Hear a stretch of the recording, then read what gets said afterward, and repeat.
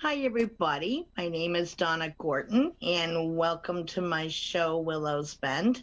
And so today we are going to be kind of combining topics because there wasn't enough on what actually got voted on at the end of last week. So they're all kind of interrelated anyway. So we're going to be talking about the Rougarou, which is a topic that got voted on. It was also had been suggested as topics the werewolves and also Dogman. So since they are just different, really different aspects of the same creature, allegedly, that has been reported and how it's viewed, what it gets called, and so forth, really depends on what area of the world you're coming from. And also, that kind of will meld a little bit with shape shifting as well. So, we're going to touch on all of that stuff tonight and go from there. And as always, because people like me to do so, I'm going to cast a circle to prevent any negativity from entering anywhere into the show, anywhere into the chat, causing any BS as we proceed. So just lighting the sage, trying not to burn myself or set my house on fire, just saying. So with the sage, I cast a sacred circle of protection to prevent any negativity from entering the space, and that includes anyone who enters, and that protection may leave once they leave the show in the chat, that they may carry that protection with them into their personal lives, that they may not be impacted by anything negative or any ill will or harm from others. So I will it, so mote it be. And also, just from over here, cleanse all energies of the stone, except for stone, with the hopes it works with mine. There we go. Beautiful. Set that down there. Hi, everybody coming in the chat. I'm going to be keeping an eye on things on the YouTube chat. Got that worked out from Thursday's show. Figured out that, or remembered, I guess, that Amazon Kindles do not play nicely with YouTube live chat. You can kind of add comments after the facts of a show ending, but you can't do it in live chat. So we got that. We're going. We're good. So, hi, Chris and Ramona. Welcome to everybody, and Sandy, of course, and my little brother, Aaron. So we're going to combine all that. So let's start first, I suppose, with the Rougarou, since that was the voted on topic last time. And then we'll kind of meld it all together and blend in from each being into kind of the same, I guess. Again, it's different versions of the same thing, really, is what I discovered. And also touch into the science side of it, of, the psychological aspect of it being a lycanthropy, being a diagnosable, albeit rare, mental health issue. So now the Rougarou, it does have alternate spellings, but what is it at its core? It's a legendary creature in Laurentian French communities, which is around the St. Lawrence River in the United States, and is linked to traditional legends like the werewolf. And the legend is a popular one throughout the French-speaking cultures in general, including French Canadian speakers up in their side of or neck of the woods, if you will. So it's not just in French-speaking Louisiana. It's also known as the Loup-garou, Loup-guru, Garou. Might as well spell the whole damn thing, Donna. So what is it? The Loup-garou is a wolf, which means man who transforms into an animal. The legend also spread throughout the French Canadian immigrants centuries ago. And so I'm just going to give it In Cajun legends, the creature is said to prowl through swamps and is said to have the head of a wolf or a dog and kind of a human body, kind of similar to the werewolf legends. Again, it's kind of an a cross-culture being or alleged being, cryptid. It's another name for them. Hi, Stacy. Just saw that you came in. Um, so it's also said to be seen in sugarcane fields and the woodlands of the area as well. As most spooky stories are intended to, it was also used to instill fear to behave and obey amongst children. Like, don't go out after dark, or if you don't behave, the Rougarou is going to get you. And we know how parents will use kind of whatever tools at your disposal to kind of get that out of your kids, especially in the older ways. Another interesting variant of the Rougarou is said to kill. Now, this I found interesting. So it's said to kill Catholics who disobey the rules of Lent. And as most of us know, within Louisiana, especially in the French Quarter, Mardi Gras is a huge, massive global celebration. People come from around the world to attend and get crazy. But it's also leading up to Ash Wednesday, which is a Catholic practice, as well as Lent. And for those who don't know, Lent is a serious practice beginning on Ash Wednesday, ends about 6 weeks later before Easter Sunday, and is meant to prepare for Easter through prayer, doing penance, repentance of sin, self-denial, etc.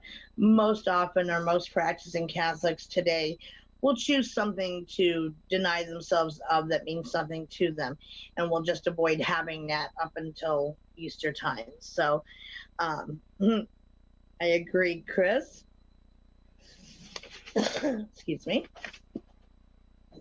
So it was part of that. So it was, if you don't obey with Lent, then it's going to kill off the Catholics, which it's pretty ridiculous that could target just one religious group. But there's a group of Catholic stories which say the way to become a werewolf is actually to break Lent 7 years in a row. So if you do not follow any Lent practices for 7 years in a row, boom, you're going to become a Rougarou, aka werewolf, whatever name you want to give it, same type of being.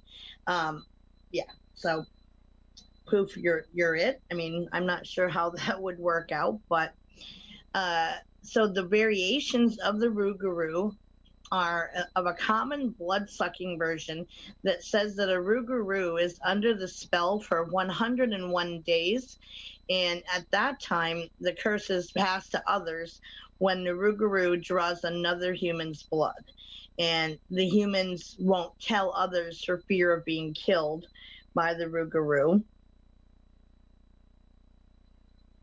Aaron says, deny yourself something. I couldn't ever see myself doing that unless it was giving up on organized religion for myself, laughing my butt off.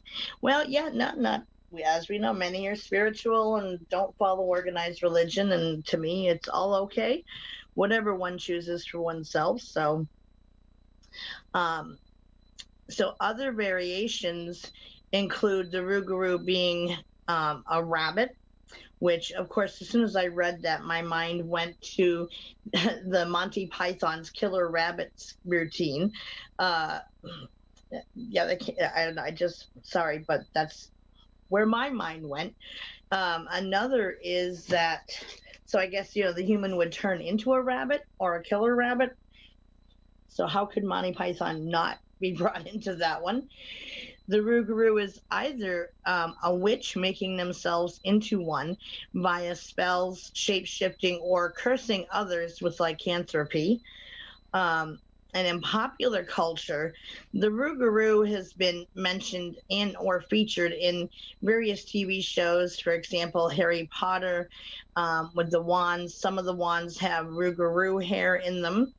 Also, season 4 of the show Supernatural, they featured a Rougarou that week as far as what was being hunted, etc. Surprisingly, it was also shown on the show NCIS.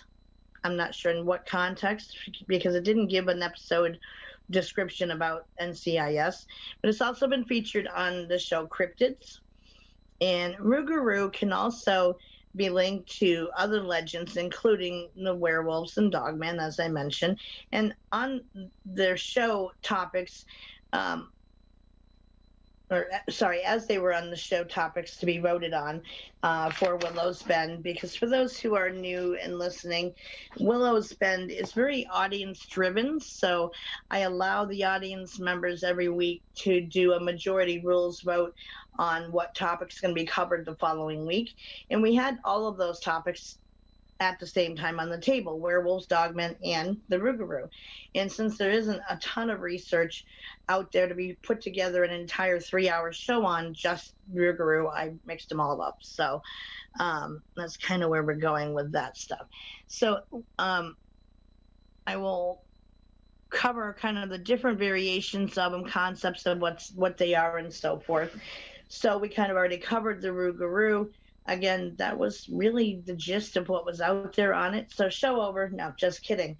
But as you can see, there's not a lot there. So let's delve into werewolves next. So according to the Encyclopedia Britannica, the werewolf is, in European folklore, a man who turns into a wolf at night, eats animals, people, or corpses, which I had never heard of the corpses part before, but returns to human form by day. Some say they can shapeshift at will, but more commonly they're seen to change shape involuntarily under the influence of the full moon. And of course, if anybody is a fan of the old Universal monster movies, the black and white originals, Boogity Boo, that's right, the Rougarou is Boogity Boo, Aaron. There's a whole little poem that was made for the movie, or maybe it's tied to original lore. If so, I didn't come across it in my research, but it's talking about Wolfsbane, and when the moon is full and bright, that's when the monster is going to come out.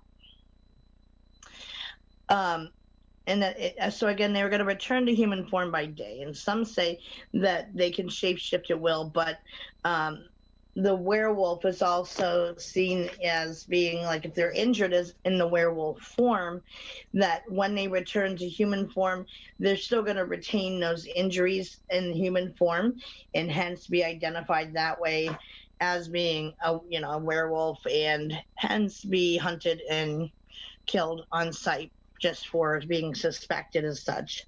Hi, Miss Tanya and Autumn. Glad you figured it out, Autumn. Yeah, drive safely, Tanya. Safe is good while driving. So belief in werewolves are found throughout and through the whole world. Like it's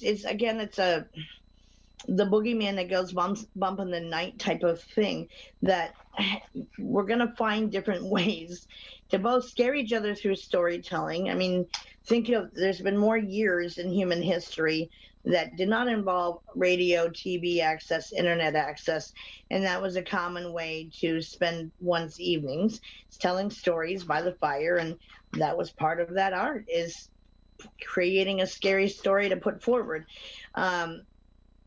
Now, there is a condition called lycanthropy, and so lycanthropy, from a psychiatric standpoint, it is considered a mental health issue. And sorry, just put my sage back out of the way, where the patient believes that they are a wolf or some other non-human animal. Clinical lycanthropy, according to the DSM, which is a Diagnostic and Statistical Manual of Mental Disorders. We're up to volume 6 currently, and it's a standard across the psychiatric profession for diagnosing and treating mental health disorders. And it's you can buy it online if it is of interest to you. Used to always keep the most recent copy on hand in my office back in those days. So clinical lycanthropy is defined as a rare psychological disorder. Hi, Lonnie. Welcome. A lot of people are finding me easier this week. And anyone listening, you can see me live on Soma Fusion channel on YouTube, as well as the Global Enlightenment Radio Network. I'm gonna have to switch my battery plug here for the other tablet because it sucks it up faster. Just noticed that it's already decreasing and it's only been on for a few minutes, so it's an old tablet. Bear with me for a sec, guys. There we go. Got it? Good. All right. So it's a psychiatric syndrome that involves a delusion that the affected person can transform into or has transformed into an animal or is an animal even. Some actually create a delusion that they are an animal. And humans are said to physically shapeshift into wolves, although it's purported to be a very rare condition, and that a study was done, and out of all what few cases are actually have been diagnosed throughout time, I think only 30% of those have actually been into the wolf form. Some of them can be quite into other animal forms, including everything from bees, cats, dogs. The insects part I find interesting, but hi Karen, glad you made it in the chat. And Nancy, welcome.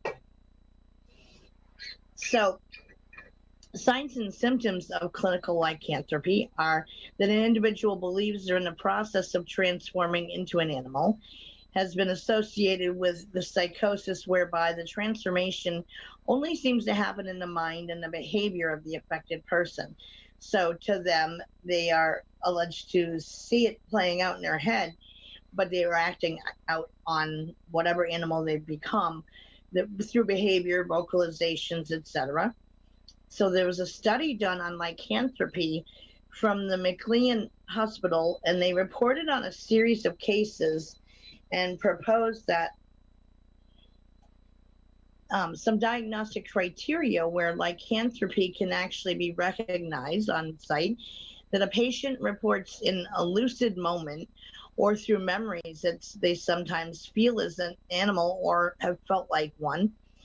A patient behaves in a way that resembles an animal behavior, like howling, growling, or crawling around.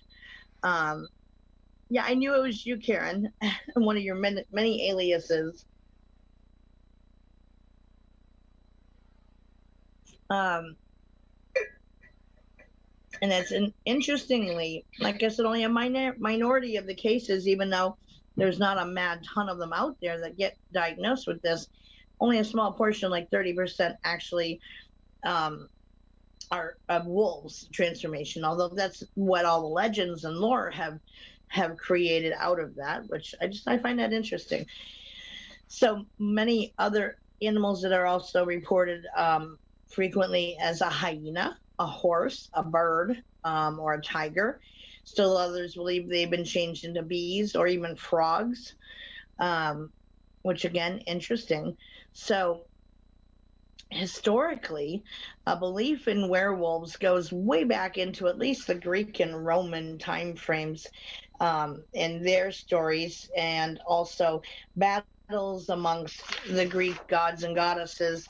That was back then one of the worst punishments you could give is to, in a fit of anger, curse your fellow god or goddess as to becoming an animal for the remainder of their lifetime. It's sort of seen in the story of Medusa, and that she has a head full of snakes. Is also it's sometimes portrayed as having the body of the snake, but the top half of her is female. So not something you want to get, I guess, limited into, although, well, some might want to, but so it also goes back into the Middle Ages. And if you were thought to be a werewolf, even if it was a mental health issue, of course, mental health issues weren't really known about back in the Middle Ages. You were burnt alive for if you were caught being suspected of being a werewolf. Some even believe that shape-shifting was used to explain early serial killings to kind of cover them up. So, hey, well, it wasn't me, it was a wolf that did it, a werewolf. So let's take a closer look at shape-shifting. Now, for many, shape-shifting is a spiritual practice, and of course, science negates its existence. because there's no tangible evidence in support of it. But it's something that is commonly done among many people around the world throughout certain rituals and dances that an individual may meld into and with an animal spirit. Outwardly, whilst not taking on the animal form, they may move characteristically like an animal. So, for example, may start to reposition their bodies and start to kind of move a little bit as like trying to find a comfortable position as that animal form, through stretching. Like if they are, for example, if you are a person, obviously, and say you're melding into being a cat. You know, cats do a lot of stretching and they have different shaped bodies, obviously. So, you know, as a cat, you would look for a more different, comfortable position to be in as a cat. And you would take that on and how you're shifting around in order to take on the posture of a cat. And it's also said that they may have heightened senses and the power of that animal, as well as kind of expressing vocalizations associated with the given animal. Just seeing, I saw red on the screen, I was trying to figure out what it was close up. In mythology, folklore, and speculative fiction, shape-shifting happens via superhuman abilities, divine intervention, suspected demonic manipulation through sorcery and spells, or even inherited abilities. It's also the oldest form of totemism, which is a totem can be kind of a spiritual being or a sacred object or a symbol that serves as an emblem of a group of people, family, tribe, etc. And that the term comes from the North American language of the Ojibwe tribe, and from shamanism as well. And oftentimes a totem spirit is seen as being kind of a protector. So I know in terms of myself, I am in part Micmac, which is from Nova Scotia in Canada, and used to be more somewhat into Upper Maine areas, and on my maternal side of things. And so for myself, I do have a totem, and it is a white wolf, and that is my protector. And she's pretty badass if one has to, you know, put a label on what she is and does for me. She's got my back. So there is that belief amongst many American Indian tribes, or indigenous people as they prefer to be called nowadays. We got a puppy. Sorry, Jake, relocation time. Another term, or where it's often seen, is for other shapeshifters, is the Navajos have a legend regarding the skinwalker. Now, the skinwalker is an entirely different being. It's not just shape-shifting into a known animal of a traditional animal like we would think of as a wolf or a cat or a bee, but it's its own being, and it's supposed to be more on the negative side, not something you ever want to cross. Similar in, I guess, in physical dynamics of having kind of a cross between a werewolf, supposed to have like glaring, glowing red eyes. Some reports say it's covered in a kind of a at least somewhat hairy body, stands upright on two legs, moves very, very fast, can tree hop even, 1 second be there, 1 second not, and can have superhuman strength, elongated limbs, arms ending in, you know, the hands ending in claws rather than fingernails. And it's just not something you want to cross the path with, especially at night. So if it's said, if you happen to encounter one, give it space. Don't turn your back on it and back away slowly, ultimately showing nothing but respect the entire time. Like, it's not something you want to cross. Oftentimes, if it's seen at a distance, they will disappear. There is a place in the United States, in Utah, I believe it is, called Skinwalker's Ranch, where there have been sightings allegedly happening of the Skinwalker on the ranch, along with a host of other paranormal and UFO alien type of sightings and activity in the area. I did a show on it once, I want to say about a year ago, maybe. And in there, it had talked about how on paper it looked like a private organization had taken over ownership of the ranch, but previously it was everyday people who owned the property. And yeah, they definitely were full of reports of goings on there, as well as encountering skinwalkers in the middle of the night while doing rounds, walking dogs, etc. And that the dogs would freak out. They would kind of follow to see what they were freaking out about, maybe expecting to see, a treat animal or something like that, and then happening upon what they described as a skinwalker. And yes, Karen says multiple sightings at Skinwalker Ranch, right? And that whomever took it over, it kind of has a dead end paper trail on the surface of things, and really hints at possible military involvement with it, having taken it over. Very, very super massively tight security in the place now, not just in the form of cameras everywhere, but also armed guards, electric fences put in to keep people out. I mean, it's like virtually impenetrable, or equally as impenetrable as a military base might be. So kind of, to me, gives credence that there's more going on there than just an atypical horse ranch or something, for example. So then we also have the dog man. And like I said, it's very similar in nature to reports of what a werewolf is, as a bipedal animal, i.e., can stand up on both legs, much like a human can. Some report it having more human-like legs, but in the instances of the dog man, they do seem to have more canine-shaped legs to them. And, yep, the dead files, they've covered it.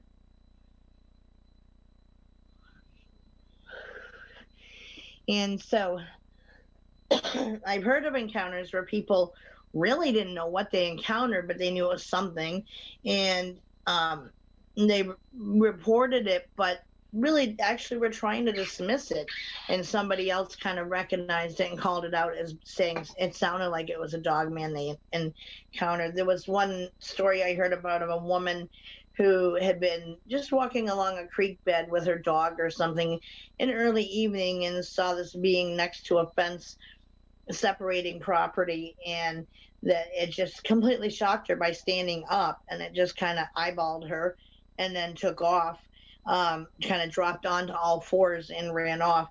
She didn't really know what to make of it one way or the other. She assumed that maybe it was a dog standing up on a fence, but did report that it had a massive size in comparison to a typical any known dog species, especially in the area of even purebred larger dogs. We're talking, bigger than Great Danes and, well beyond that. So the dog man is said to be a zoological being that are reported to be larger than dogs, but can look like a massive dog, but on two legs. There are different types that get reported and have been kind of classified into like type 1, type 2, type 3 sort of thing based on what features they have.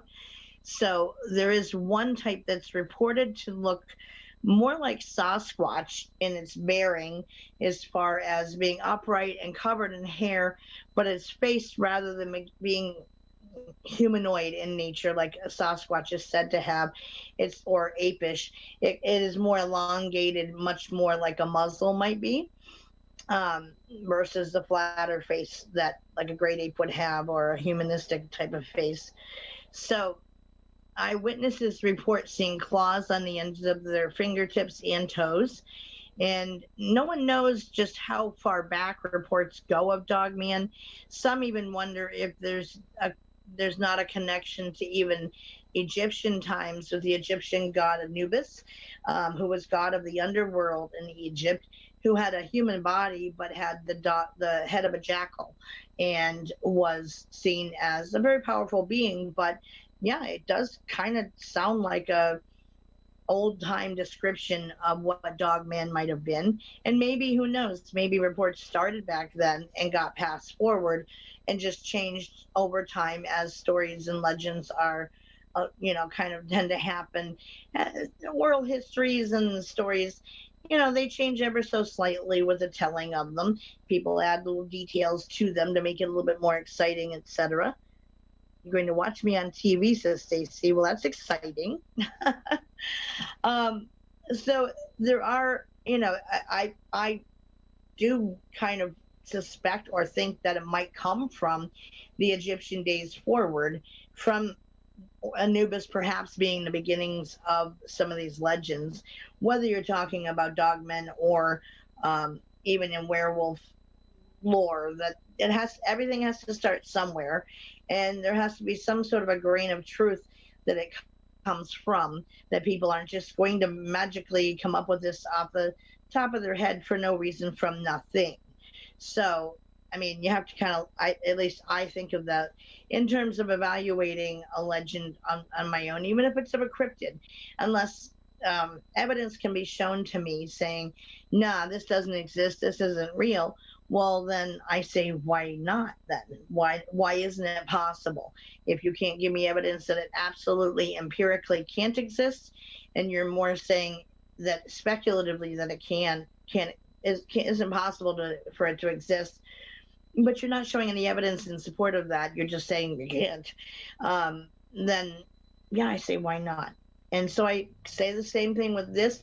Now, whether it is actually in reality, I mean, I don't. Yes, I don't discount the psychological disorder of lycanthropy as being a valid thing for some people, but the other stories, because of the commonalities worldwide in these stories, again, it seems like there has to be a starting point from it with a hint of truth that comes from it. Um, yes, and Chris is saying in chat on YouTube that they may scoot from one dimension to ours. Yes, I very much think that some of them could very much be interdimensional beings. I've often speculated that as far as Sasquatch, even, rather than being some unfamiliar race of apes that we haven't yet discovered on our planet, because there's way too many stories of them, just them being actively tracked and in the snow or in some other source where footprints are being left and that's what's being followed to track them, and then suddenly they just disappear without any further footprint signs in the middle of a field, no less. There's no trees for them to jump up into, no caves for them to dart into. There's nothing. That's tracks literally stop cold in the middle of the field. Well, where have they gone? And science is saying, there are an untold number of dimensions that are possible out there. So who's to say that these beings don't come from those places? We don't have any evidence of that at this point in time. And our view of the universe and the galaxy and stuff is kind of like a fishbowl effect, if you will. So, and unfortunately, I don't have a bowl here, but if you picture a glass bowl and we're inside that glass bowl on our planet, then you're only going to be able to see around the sides of it, of the bowl, and that's it. And that's going to be your view of everything around you, right? But that's not going to allow you, or it only will allow you to see so far in so many different directions or so many trajectories. We haven't developed the equipment yet to go too super far away. I mean, yes, by our standards of miles or kilometers, yes, it's a massive amount. But in the grand scheme of the idea that there is no end to space, well, there's a whole lot we haven't explored or seen yet, right? Yes, Jake, I know you're there, honey. Don't paw me. I hate that. Thank you. Definitely Bigfoot. Yes. No, I definitely think Bigfoot is an interdimensional being as well. And again, there's nothing saying that these couldn't be. So I'm going to drink here so I can put it away.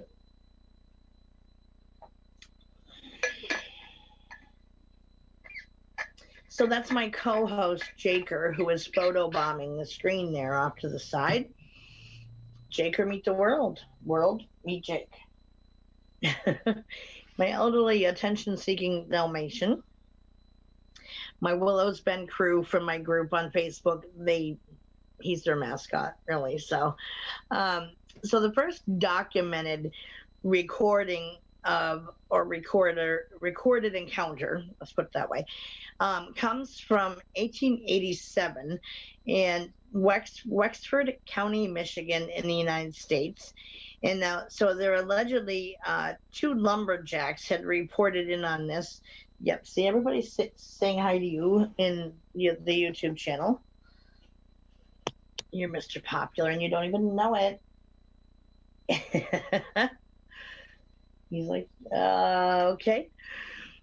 So the two lumberjacks reported seeing a creature they described as having a man's body but a dog's head. And reports say that the first ones that remind people of more of like the Sasquatch type of beings that have more dog-style legs and unusually large heads. Others report them looking more hyena-like. I'm not sure if they're talking about fur coloration or how, they have hyenas have kind of that hump in their back leading up to their heads without a huge piece of a part of their neck. Hi, Marianne. Welcome to chat. So I'm not sure in what way hyena-like, or maybe in how the head's shaped. I'm not sure. I didn't come across. I did look into it in different areas for research of, what way they were referencing hyenas. It all says hyenas. And there are, as an aside, anybody who is interested, there are several videos of alleged sightings of Dogman and so forth in woods. Now they're kind of like the videos of allegedly spotting Bigfoot. It's kind of seen at a distance through the trees in the woods. It's kind of blurry, and you might see something black against the, off in the distance where they're zooming in on it. So it's a little fuzzy. There are even a couple of recordings that are alleged to be thought to be Dogman versus Sasquatch. So one was labeled as a howling. It was more like how to describe it, like a really deep bass sounding, but it wasn't what you would typically say would sound like a howl. I don't know how to describe its sound, but it was like a more of a bass sounding tone than some of the alleged Bigfoot vocalizations I've heard. So some also say that they look like the black werewolf from the movie Van Helsing, if anyone is familiar with that. As far as the Dogman goes. Jake, honey, come on. Get where you're going to be, sweetheart. Others that they report that it's like a large timber wolf that ambulates bipedally, moving around on two legs. Yeah, kind of more guttural sounding, but it's not like a growl. So it's kind of, I guess, if you mixed a growl and a howl together, is the sound. There's sound clips available if you look them up on YouTube after the show's over, if you're interested in finding them. There's little vocalization clips that have been recorded that people are alleging are from the Dogman, and as well as all the videos. And I think that you have to kind of use your own judgment as to whether you find it valid or not. Hi, Miss Natalie, you did find me. So mainly they seem like the North American version of a werewolf or a rougarou. Dogman, whilst reported worldwide, you really only hear about it being a thing in North America. So, and I'm not sure of the reasoning behind that, of why it's, I guess, like legends and stories of it are reported worldwide, but as far as like face-to-face encounters with them, if you will, not, face-to-face, but seeing them in a wood space, whatever, is really only reported publicly in North America. So interesting with that. So location is everything, right? Location. Some have been reported within city limits, like you would think it would be restricted to much more rural areas, but it's really been even in a lot of city sightings and even during daytime hours. Some have been reported within the city limits in Cincinnati and Dallas, Chicago, Columbus, even in Central Park in New York City and New York State, and all of these being in the United States. So, like I said, the as far as any attacks go, okay, Aaron, as far as any attacks go, there's not been any reports of full-on attacks. Whilst out of fear, most eyewitnesses report believing that they would be attacked. But as far as then coming up on the encounter, most leave unharmed, and it's just been out of fear that they've said, "Oh, I felt like it was going to hurt me," even if it made not a single aggressive move towards them. Of course, they're going to say that yes, it's out to get me. Some reports have contained reports of attacks. I would say about 1%, as far as anything I could come up with in research, which is a very small portion and percentage of eyewitnesses even that report encounters with them. So out of those, only 1% of that small percentage of eyewitnesses have reported an attack. So that's a really small sample of people. Reports say that more sightings, like I said, occur during daytime hours, and it's not only at night. Like the werewolves and Rougarou sightings very much seem to be wrapped up with nighttime sightings, whereas the Dogman are actually probably equally, if not more, encountered during the daytime, which is interesting that, in most scary beings, they're more sighted at night and heard of at night as being nocturnal animals, yet these dogmen seem to be daytime dwellers. So I wonder if, like, the sightings are at nighttime because of it more adding to the creep factor of it than actually happening more at night with those other beings.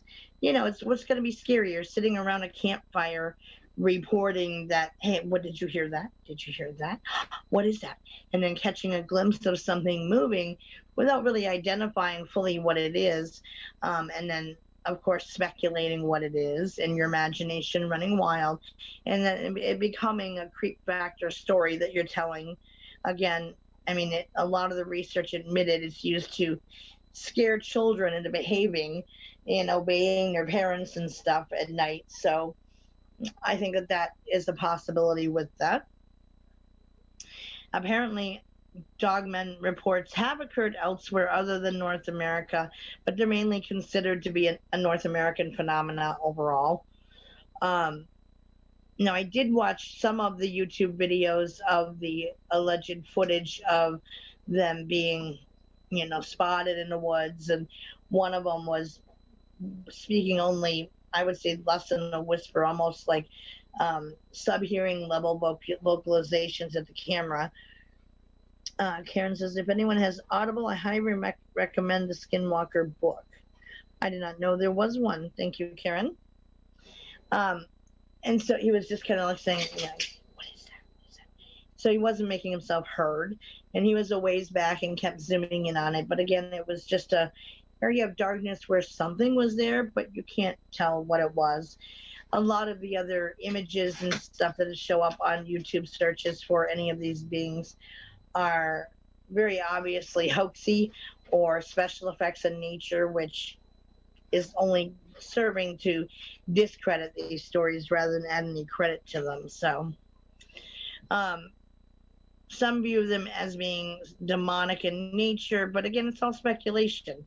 And I don't know what you all think about any of these beings. You can let me know in chat, but what do you view them as? Legend, interdimensional beings, lore, real, just residing in our dimension? Or do you view them as being interdimensional beings, or just a bunch of scary stories to tell around the campfire at night and scare your kids? Hopefully Jake's not going to need to go out, because I did take him out. It's been a couple hours, I guess. Sometimes he just gets bored too. It'd be great if you could wait a little while, Sunshine, since I'm in the middle of a show. Just saying. Mm-hmm. Don't be bored. Um, yes, Karen, Elfin is Aaron. Um, Karen had a great documentary on TV too. Might have to get the book. Yeah, I've seen like a lot of the documentaries on it, and I've read up on reports because again, I covered it as a topic a ways back, but I've not seen or heard of a book about it. Hi, Miss Alice. Chris says interdimensional, probably for most of them. And again, these sightings go back to, in some cases, Egyptian times and Greek and Roman times. So, as far as, well, the god Anubis is Egyptian, of course, but as far as the others are, they're from Greek and Roman stories of battles between the gods. And basically, you pissed in my Wheaties, so I'm going to turn you into this. Um, Nancy says, I believe in a lot of things too, but I know that hirsutism causes hair to grow all over. Is that what that's called? I didn't come across any of that in my research, surprisingly. And I didn't end up having any time to pursue it. I mean, I was thinking of it, but yeah, there is actually, dating back into the era of the freak shows amongst circuses and stuff, there is a disorder that it was a genetic line of family members actually, and due to being tortured and tormented, it was really like the only life open to this individual back, especially in that day and time. But yeah, they, for all intents and purposes, grew long shaggy hair all over their bodies. I mean, like every inch of it, to where there was no keeping up with it, and so they got advertised, if you will, within the freak shows, being like modern day werewolves type of thing. I would think that would be a miserable existence to live. But again, I mean, not just like to have it covered in hair. And I don't mean that way, but I mean like the only way of getting by is to be on display in a freak show for anybody who chose that as a way of life. But yes, it is a genetic disorder, correct? Totally going to find and watch the 80s TV show called Werewolf if they have all of it somewhere. I do not recall a TV show from the 80s called Werewolf, but we can go with that. Um, yeah, so that is a genetic disorder, and maybe some of these earlier reports came from that, although it's a very rare condition to have that genetic disorder. So it's not something that would be globally aware, as far as a lot of these legends coming from that, where you have that. And I'm probably butchering it, or maybe it's your misspelling in the chat. I'm not sure which, but Hertzuism, something like that. Um,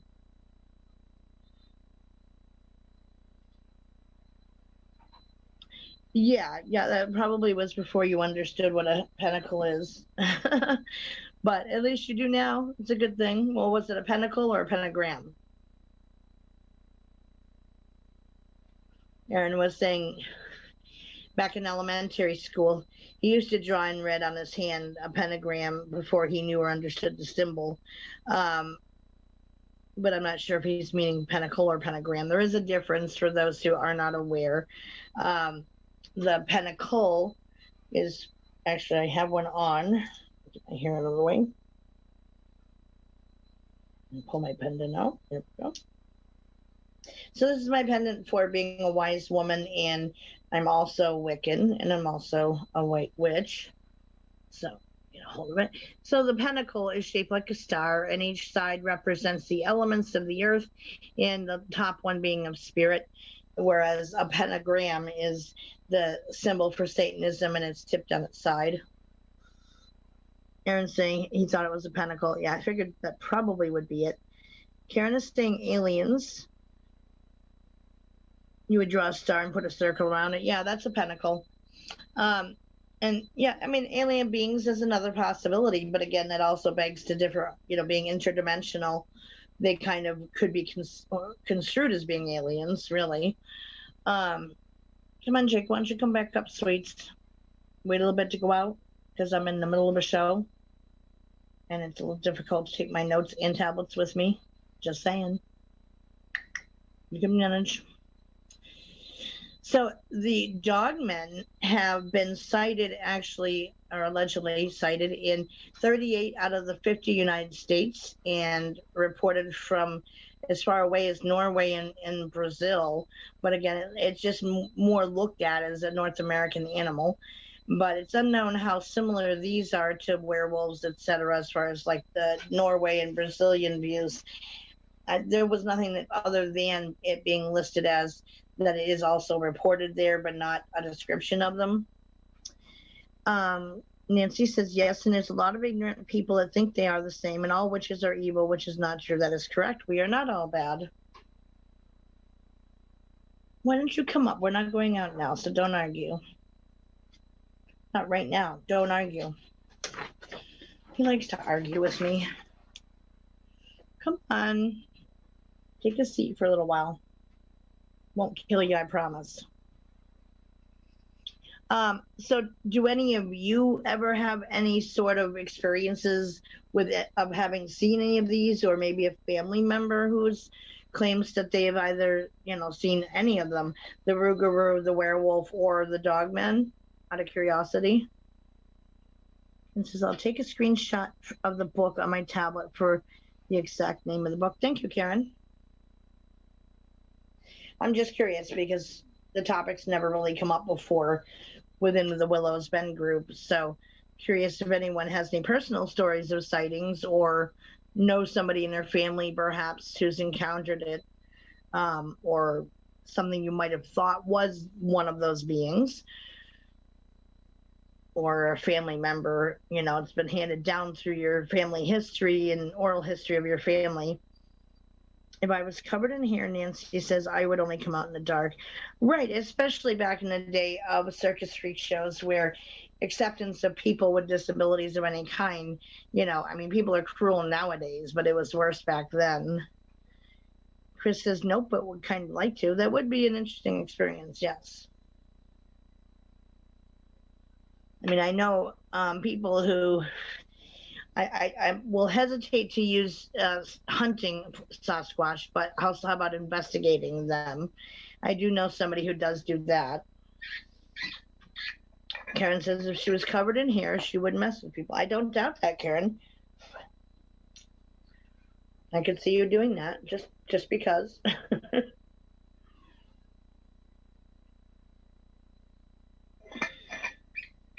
I know I've heard things in woods at night that I can't explain, however, have had no visuals on anything that align with any of the descriptions of werewolves, dogmen, or, well, I've not ever been to Louisiana, so I can't say Rougarou, but, or I live near the St. Lawrence Riverways, which is where that comes from, so. But that's where the Rougarou seems to be limited to around those, again, French-speaking cultures, whether it's French-Canadian or, the French Quarter, in Louisiana. It seems to be more localized to them. So, if anybody has had any personal stories, and for those who are listening globally, I do have a Facebook group. It's called the Willows Bend, and it's a private group, but you are welcome to look it up and ask to join. And yeah, if you have any personal stories of it, we'd love to hear about it. And obviously this is my second week of shows on here on the network here, but I'm mostly found on Facebook for people who want to message me in private messenger, or I do have a Facebook page called Beyond the Veil as well, but the Willows Bend is a group. And so, yeah, if you have an experience, absolutely let us know about it, either in chat now or, join the group and post it in there, because that would be awesome to share that.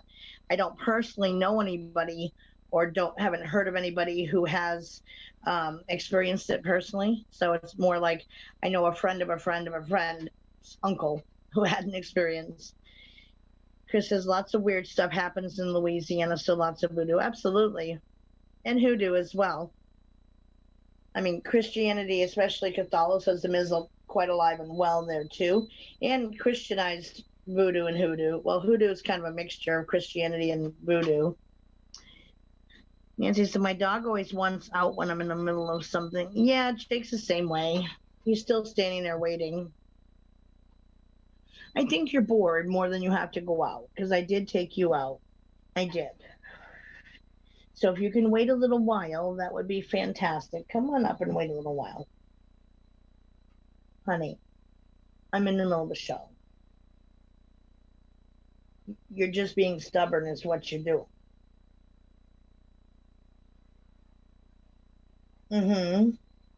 He insists on his own way. He doesn't give up easily. So he'll just sit there staring at me with the same face that you saw in the bed behind me of that, like, but Mom, please, please, please, I want to go out. I want to go out. I want to go out. Why don't you just get up and relax for a little while? You can hold it. You're not like desperate. You're not in any way acting like you have got to go out because it's an emergency. So you're bored. And I know that. So you can't always get your way. Sorry. No, you know what? He can wait a little bit, Chris. He's just spoiled and wants his own way because he's bored. And if I thought he really genuinely needed to go, I would absolutely take him out. But he's not in any way indicating that he has got to go out more. This is his boredom routine. Although I wonder why she can't comment. Is she logged in or subscribed to the channel maybe? I don't know if that would impact her being able to participate in chat or not, but hi, Annette. That's a shout out, sweetie. Yeah, he's just bored.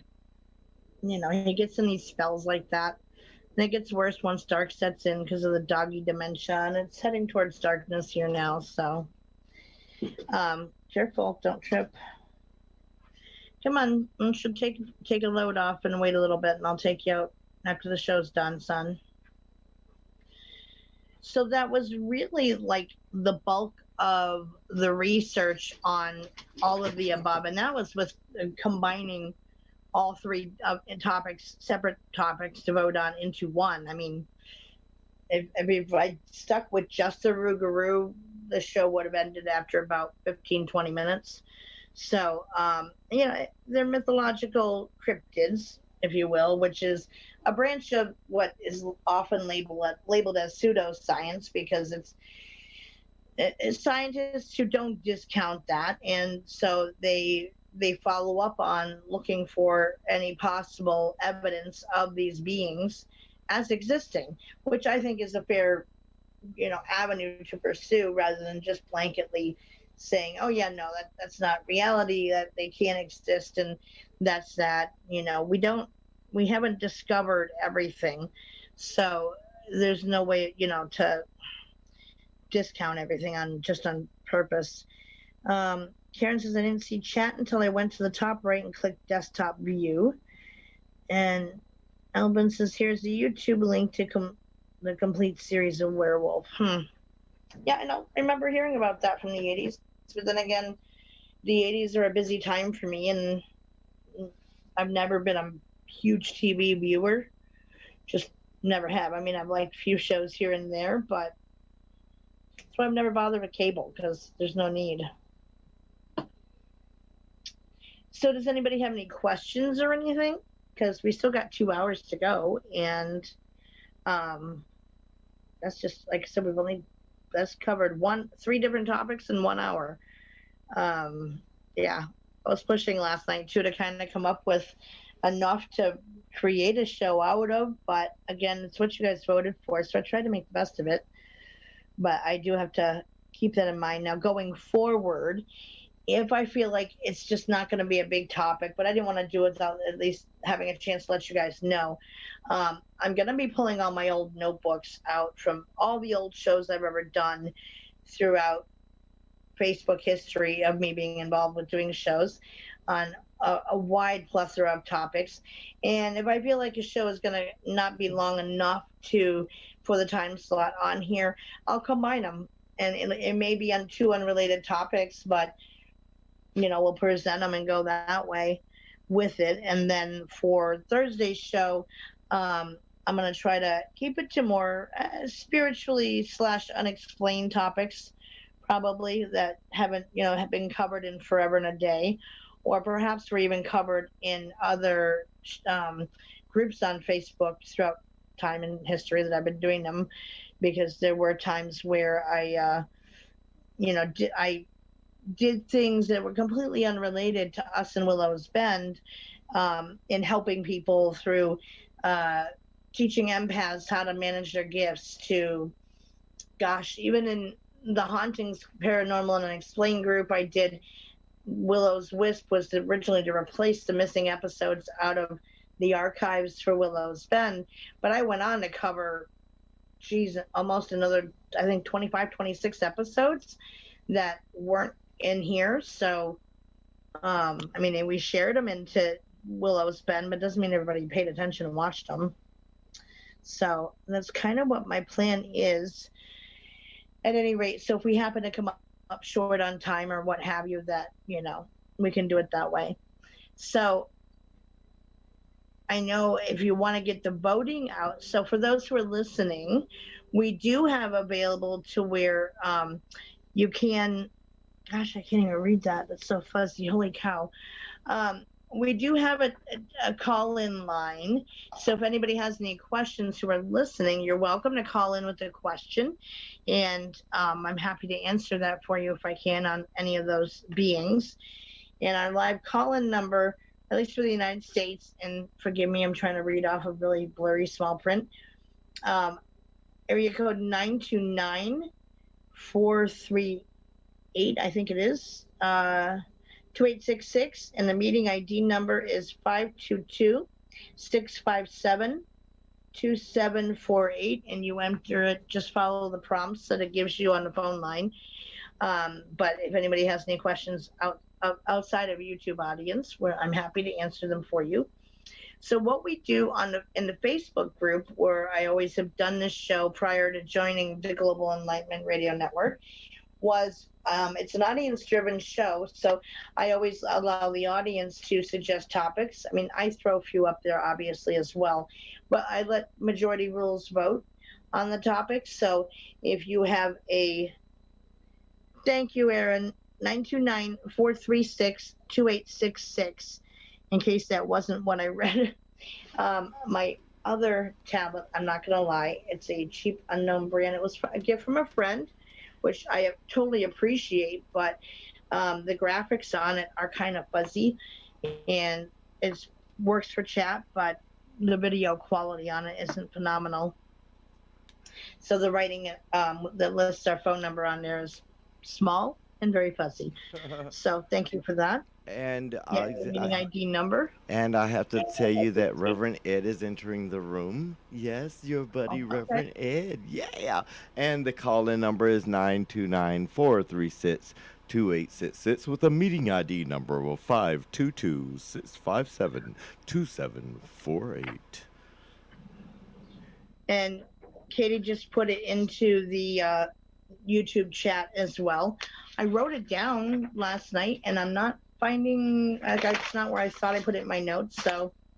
It's those gremlins. I knew there were gremlins. Pugwuglies. Pugwuglies. Oh, wait. Yeah, that's it. Put it someplace anyway. But yeah. So Reverend Ed, are you here?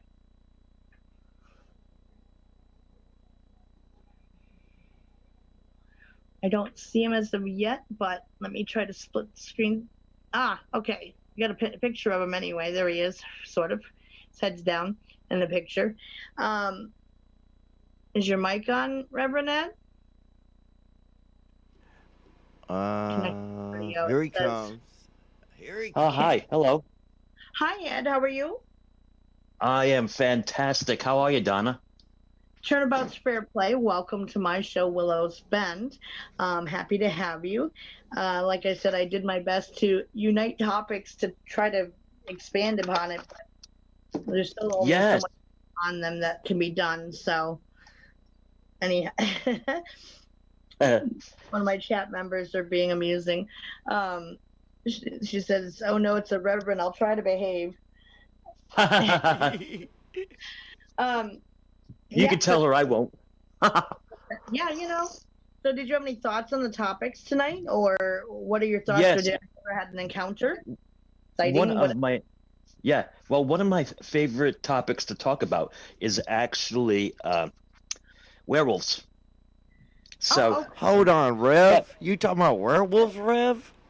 I am talking about werewolves. I'm talking about dogmen. Yeah, absolutely. You're Hmm. reverend. Oh my God. Oh my It God. does fall under my purview, demonology and stuff. Okay, okay. So, well, if yeah, one chooses to look at them as demonic beings, yes. That is one of the ways they are viewed. And, so, mhm, my show and stuff, I don't know if you've been listening to what's come on before, but even yes, interdimensional beings has been suggested as a possible explanation for them. And of I course, like that ancient one. history goes all on with curses to witchcraft to satanic rituals to attacks, being bitten, the first human kill type of thing, even as a means of becoming one, but depending on which type of being it is. But no, that's awesome that you. So, have you ever had like any sightings of your own, or just are well aware of all the surrounding lore of them? Um, I have had, I've not had an experience with.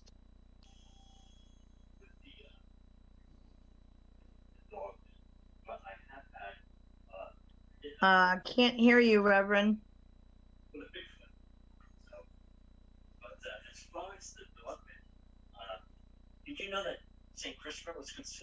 Reverend, I'm not able to hear you.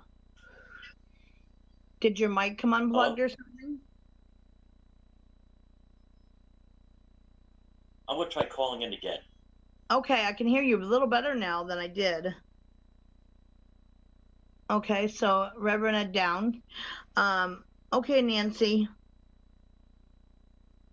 you can vote for me for next week. Okay, will do, Nancy. Thank you for coming while you did, hon. So he's gonna call back in, and apparently he had a lost connection with that one. I don't know about you guys, but I couldn't really hear him. So, well, that's awesome that he. I was hearing things when I heard the voice. Reverend Ed Yeah, is returning. on the also has a show or a couple shows here on our network, and as a demonologist, Reverend Ed has a lot of knowledge and experience. Well, not personal experiences, of course, but knowledge based on them. I guess he didn't get a chance to tell his story. You here now, Ed? There you are. Hi.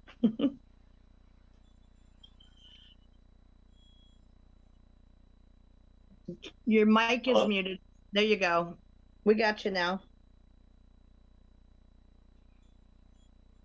Yeah, we got you. Your mic is unmuted.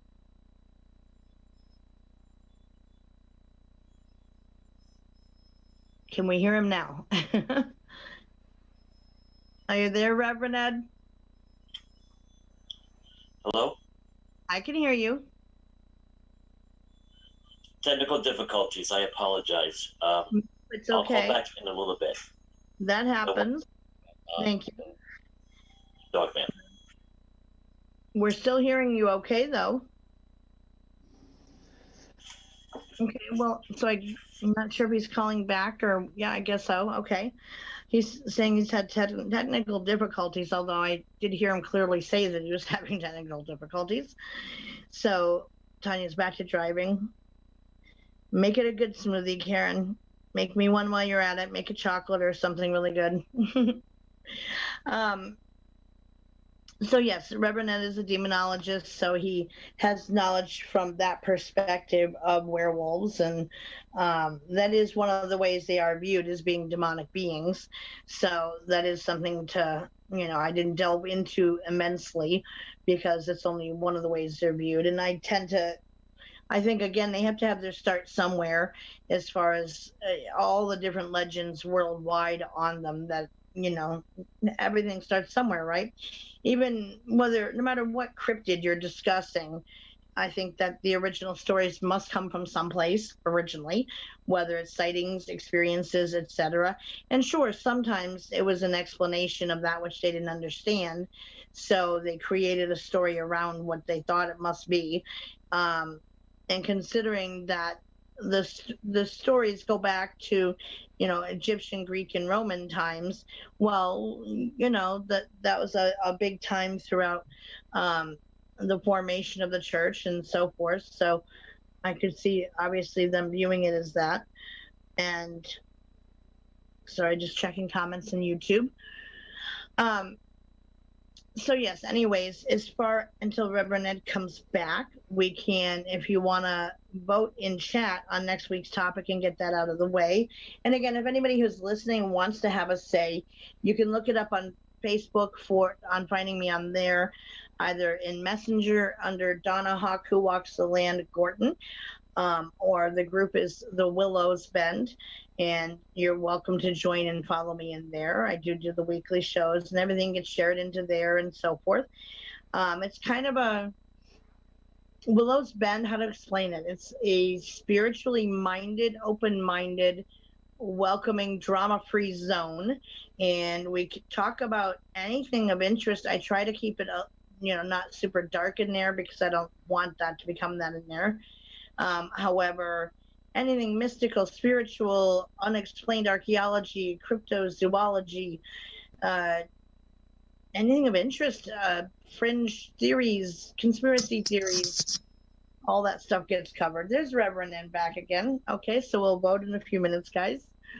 Do we got you now? Okay, great. Oh, I didn't want to interrupt the flow of your show. I'm sorry for the technical difficulty. No, I was actually stretched. I'm grateful that you came in because after covering all three beings, there was still time left. And I'm kind of like, okay, so where do we go now with stuff? And just kind of getting the members and the viewers on YouTube's view on what they thought that they were, and discussing how, through considering the stories and lore goes back to, well, as far back as recorded time in Egyptian history with the god Anubis, and through the Greek and Romans with the battles amongst the gods, turning their enemies or people they had a vendetta against into an animal being. So they kind of they relate it back to that stuff. So, and I was discussing how with the views of cryptids, that to me, the stories of them had to start somewhere. And from your perspective, it would be, as a demonologist, these early stories of them go back to the formation, the early years of the church, and expanding from there. So that, yes, I mean, that makes sense. So if you want to discuss that, you're more than welcome to do so. And thank you. I'm sorry, but I missed the first part of your show. So what were the two other beings you covered besides the Dogman? It was the Rougarou from Louisiana, French Quarter, which is really kind of another version of Dogman and Werewolf, and Werewolf and Dogman. So because they're all really interrelated, I covered what they all are, as well as the commonalities in them, as well as from a psychiatric mental health standpoint of lycanthropy and how that's viewed in and what it's thought to be, but that I certainly didn't think that it was limited to just the psychological disorder of it. And also, it does a connection to the Wendigo as well. Yes. What is it? Right, the Wendigo is supposedly a cannibalistic being that's been filled with a supernatural hunger, and so in a way.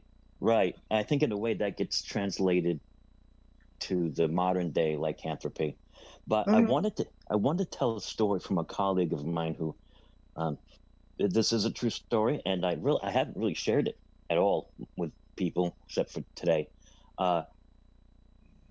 You know me enough now, Donna. I mean, we work together on this network, so I don't point at everything supernatural and cry demon. Okay, right. So are there hominids out there that look like human wolf combination? Why not? I mean, if you look at a baboon, for instance, he's got the long snout and everything like that. Mm-hmm. So it could be like a Sasquatch that is like that. I don't know. But so in Rhode Island, there was a werewolf sighting back in the 70s. A Dogman was seen just outside of Providence. Oh, wow. Yeah, so a hiker went out in the woods and came back and was never the same again. because he literally saw what was in the movies now in real life. But the story I wanted to, but the story I wanted to tell you is the supernatural aspect of this being. Like I said, this fellow reverend also was dealing with the dark arts, and he was working with people who had been involved with satanic worship and ritualistic abuse and so forth. Well, he's an old, seasoned guy. So, I mean, if I ever needed to, I knew him back when I was in the military. So if I ever needed any advice, this is the guy that I would have gone to. Mm-hmm. Besides to my other friends. But he tells me the story about how he and this younger guy was working with this particular group of people that were in panic mode. They were all part of the same coven. And this was, I guess, one of those really deep, dark covens that nobody knows about kind of thing. And they have, supposedly, they have these people who are so committed to darkness that they allow themselves to be filled with a bunch of evil spirits. And as a result of that, they become a skinwalker, shapeshifter. Mm-hmm. And then they would go out and enforce what was the rule of law as far as this coven was concerned. Because this was a coven that was so big that it was international. Oh, wow. And, so he tells me the story, and he goes, Rev, this is the truth. And I'm sitting there. I was on a ship at the time, so I'm sitting there listening to this guy. And he said, I was with this younger minister who, sometimes we get a little cocky when we get out of seminary, we get out of Bible school or whatever, so we think we know everything. And it's like, now you have to unlearn what you've learned, quote Yoda. So anyway. It's true. When you have a big chunk of training in anything, you come out kind of cock of the walk, and exactly. You're like, teaches you otherwise. Right. They realize, wait a minute, there's a difference between real ministry in the street and what they tell you. Because there was nothing there to prepare for what was going to happen. So they were counseling just one particular man who had wanted to change his ways. He had already sealed the deal with Lucifer and had committed himself to the purpose of the coven. Well, anyway, he says the young guy goes, because he believed in ministering 2 by 2 because the power of agreement, what have you. Well, anyway, I don't want to belabor the whole story, but this is what happened. He's talking to this man. We'll call him Stanley. And this old saint is talking to Stanley, and he says, "So you were a shapeshifter?" And the other gentleman's like, yes, I am. And I don't want this anymore. Well, the young guy didn't believe in any of that stuff. He was like, the supernatural doesn't exist in the church, doesn't exist anywhere. This guy has the classic psychological lycanthropy. So he goes, well, he goes to the reverend, he goes, well, the younger guy, I'm going to try something. And he just points at the guy, and he means it. He goes, in the name of Jesus, I command you to transform. And immediately, what was on the inside of this guy comes out. And purportedly, he transforms into this canine-like creature right in front of this younger minister. Now, the older saint was stunned, but the younger minister was so scared he ran right out there. And as far as my friend said, I never saw him after that. He said that shook him to the core. His foundational beliefs were shattered that moment because, well, think about it. I mean, we were talking about dogmen and werewolves as like we're talking about seeing a robin outside, you know? Right. Because you and I like I was walked that path. Where you came in, that most of these stories behind the sightings, it's like, oh yes, well, my friend of a friend's uncle's roommate in college had this experience, and it's not ever usually firsthand information that you're getting, and Right. it's just passed down through the channels and the retelling of it. And from a spiritual aspect, shape-shifting is considered to be a thing, but you're really doing it within your mind and Right. your consciousness forward. So you're shape-shifting on that level, or in what's thought of to be the astral plane. So Right. not in a physical transformation of and things. And so I don't know if that's ever been seen firsthand, like you're reporting it. I've never heard of it anyway. I have never heard of it either. And if it wasn't that guy, I would dismiss it. But Sure. the fact that this guy, I mean, he was talking to me. He made sure nobody else was around. He kept on saying, I hope you don't think I'm crazy, but I saw this with my own eyes. I said, well, I deal with crazy. So let me have it. And then he told me that story. And I thought to myself, why not though? I mean, there even when you look at some of the spiritual principles and spiritual laws that we both know, it is plausible that something like that could happen. So, well, sure. I mean, it's thought, that through thought, emotion, and intention creates. That's created, in a metaphysical sense, all that is around us in our 3D realm of being.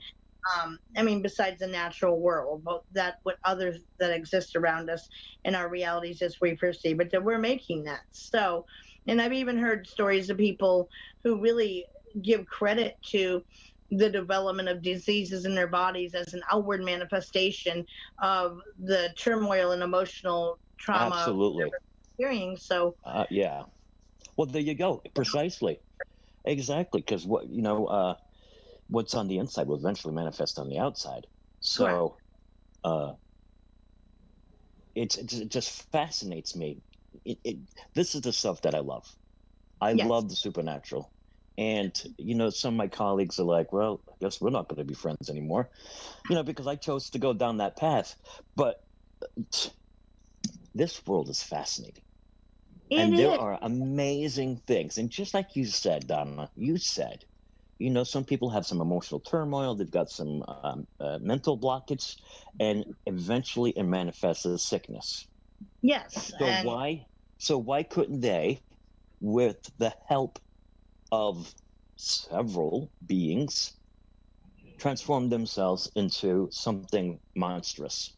Now, I understood that was the part that was to be that they took the natural order of things within walking in the light and polluted and having this become a physical manifestation to belie the darkness within them that they were dabbling in and practicing, which was never meant to be. So they were going against the natural order of things in order to become these things. And, they always ended up residing in a place of constant unquenchable hunger. And I was discussing before you came in that, science always is so quick to empirically shut these things down. It's no possibility this could exist in today's world, or we would have come across evidence of it. But unless they can provide me with empirical data that says this isn't possible, here's why, and then tangible evidence on it, much like they request from us who are more spiritually minded, or function on that why not standpoint. That is what I say is why not, unless I'm shown empirically something can exist. Well, then that leaves the world of impossibility to be more possible, is how I view things. So, and people's stories of these things, again, they all have to start somewhere from something. And it wasn't just like a random imagination rambling. With any cryptid type of being or higher realm being who is, interpreted as being in our dimension, or whether it's anything from dragons to, I don't know, thunderbirds, for example, any of those things. Well, I don't have any evidence saying that didn't exist. And there are plenty of people who have come forward saying, yes, I personally experienced this and I saw this firsthand. So, well, why not? And science is saying, even on an interdimensional level, if they're looked at as interdimensional beings, that, there are all these dimensions, there an untold number are now possible, that science acknowledges that. So if that's the case, but we don't have the tools to see what's there in those different dimensions, but hey, science says, yes, fundamentally, this is possible for existing as all these untold dimensions. Well, then couldn't these beings be originally from there in nature, have made pop-ins into our realm, and because of a lack of understanding of what else it could be or where else it's from, they've created lore around it to explain it. I mean, both sides are possible, but like you said, I think a lot of it's firsthand experiences that end up getting retold. And sure, if the story is tweaked a little bit, along the way, exaggeration, right, but it's globally related stories. All walks of life from around the world have their own legends and lore surrounding these beings. So at that point, shouldn't science have to step back and say, there's got to be something maybe a little more to this than just empirical? You would think that they, even in a court of law, there's enough evidence for a Bigfoot that in the court of law, it could legally pass as a real thing because it meets all the criteria. But science will say it doesn't exist if I don't see it empirically.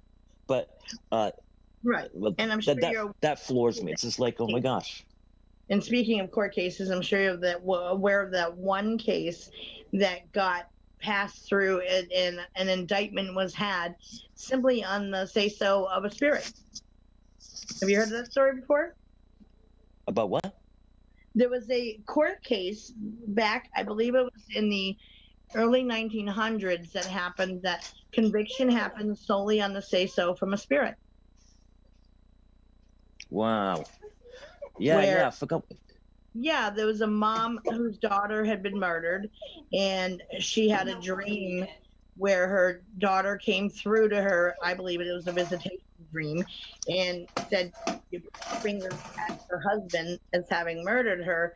Why, how, and where other subsequent evidence could be found that was from him doing it. And they convicted solely on this woman's report of from a visitation from her dead daughter. Yeah, see, I have a question for you, Donna. Like I said, I don't want to take up your time on the show, but I do have a question. Still, because the topic was covered already. It fascinates me how I've seen this pattern, and I always look for pattern in the world. Yeah. There's just like there's physical laws, there's spiritual laws, and it just, like for instance, 20,000 Leagues Under the Sea became so popular because of the Nautilus, the atomic submarine. Right. Shortly after that, there was one. Yeah. So it seems like in the stories that I read, or even in dreams that I read, it manifests in some way. Now, how much of this is a manifestation of a tulpa? Yes. And I do believe that that is possible. And that's actually a topic that's on the table to vote on for next week, are tulpas, because I do believe that that's a thing. Because again, focus, thought, intention, and emotions can create, and a belief in something by multiple people focusing on it can create it into existence, and then, just gets fed through all the subsequent people jumping on the bandwagon of, yes, this is real.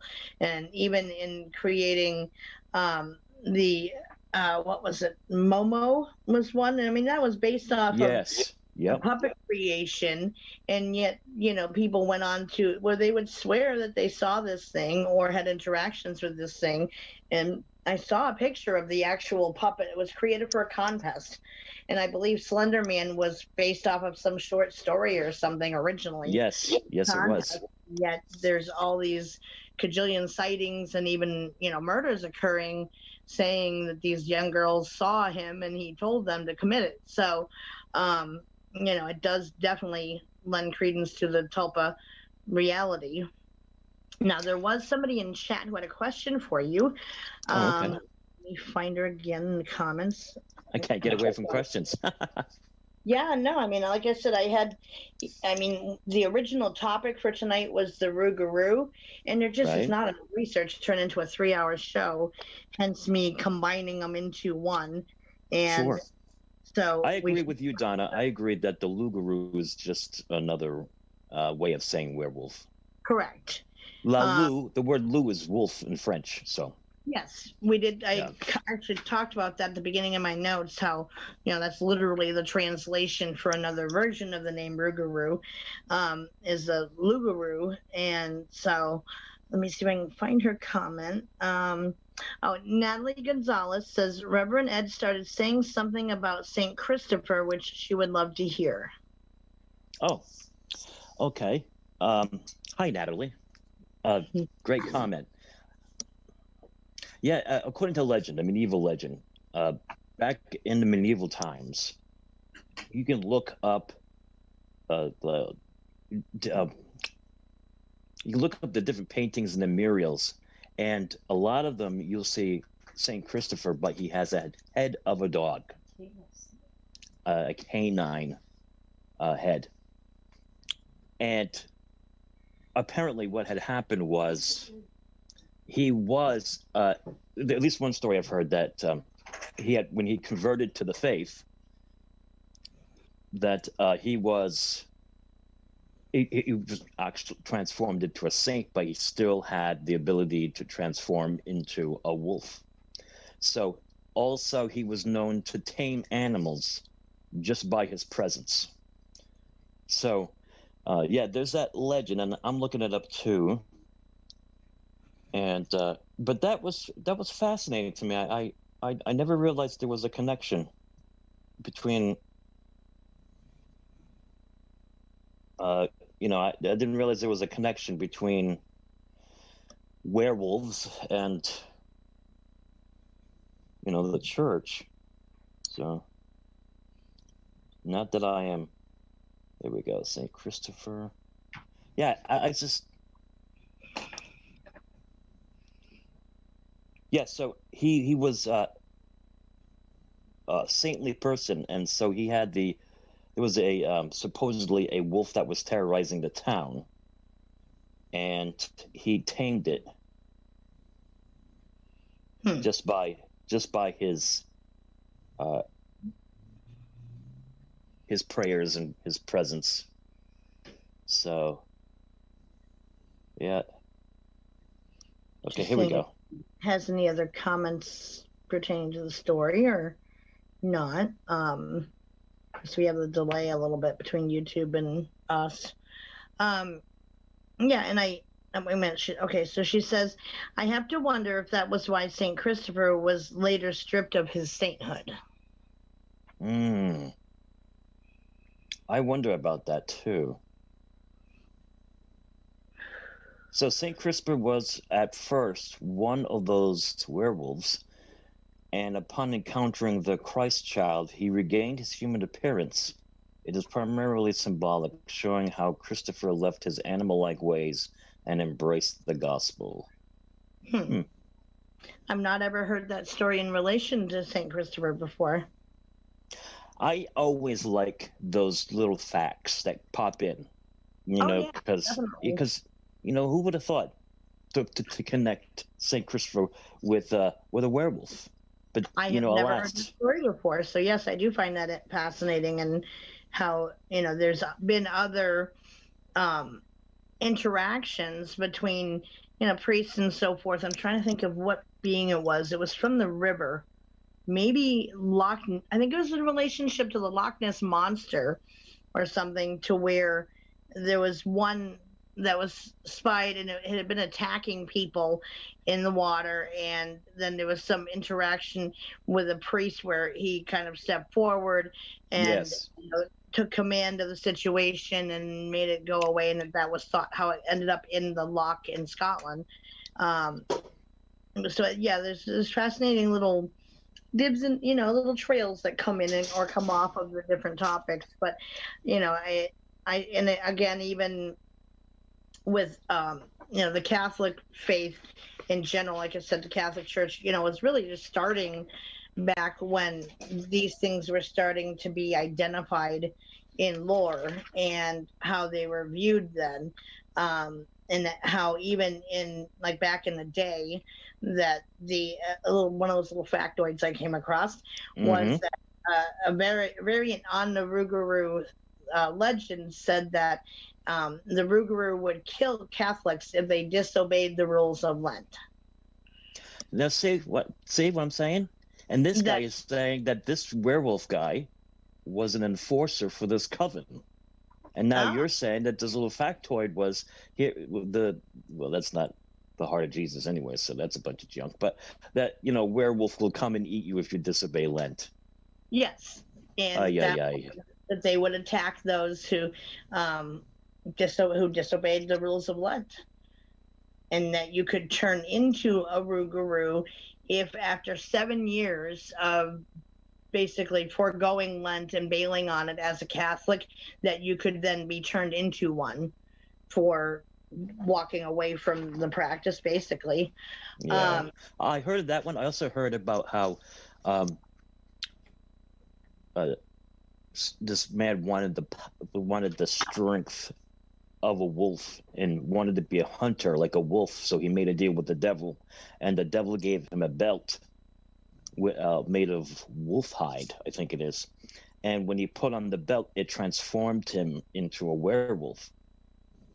So it's almost like, there are different ways. You get bit by a werewolf and you change into one, or, now we're getting off into the, way out there lore. But Well, yeah, and I mean but that also ties into a lot of indigenous people lore of tribal members having pelts of wolves and so forth integrated into their ceremonies, which would let them shapeshift into wolf beings to sometimes, whether it was enforcing protection of the tribe, to hunting practices in general to provide food for the tribe, but that donning the pelt would allow for the shapeshift to manifest physically and for them to take on being that animal. Natalie is saying, thank you, Reverend Ed, for answering her question. She appreciates that. So, yeah, I you're mean, welcome, again, Matt. cross referencing between cultures, religious beliefs, and so forth that, they still come into play. And it's a view, again, people trying to explain these things according to whatever beliefs that were held in the moment. Um, I mean, part of the werewolf lore was that, you would, any injury sustained as a werewolf, you would have it once you manifested back into your human form, and that's how they would identify you, and you would be instantly be put to death through being burned to death. Didn't say it's a stake, but being burned to death. So, and that kind of ties into how witchcraft was dealt with and so forth by the church. And so it kind of makes me wonder, were the same group of people hunting werewolves who had religious ties, and that's why it was viewed as being a demonic being, and hence, Right. putting it that way, because fire is purifying. I didn't come across anything specific in the research that said so, but it was one of those, I wonder moments that I came up as my own question for what I was encountering. Aaron said, we all know there's only one way to kill a werewolf, a silver bullet. That was a great movie too. Yes, it was. Silver Bullet, yeah. Yep. I mean, even like the original Universal monster movie of the werewolf, as a child, I mean, by that point, my mother would, when I was probably 6, 7 years old, she would allow me to watch the black and white ones, and they weren't seen as being too bad, but there was something about the Wolfman that just gave me nightmares as a child.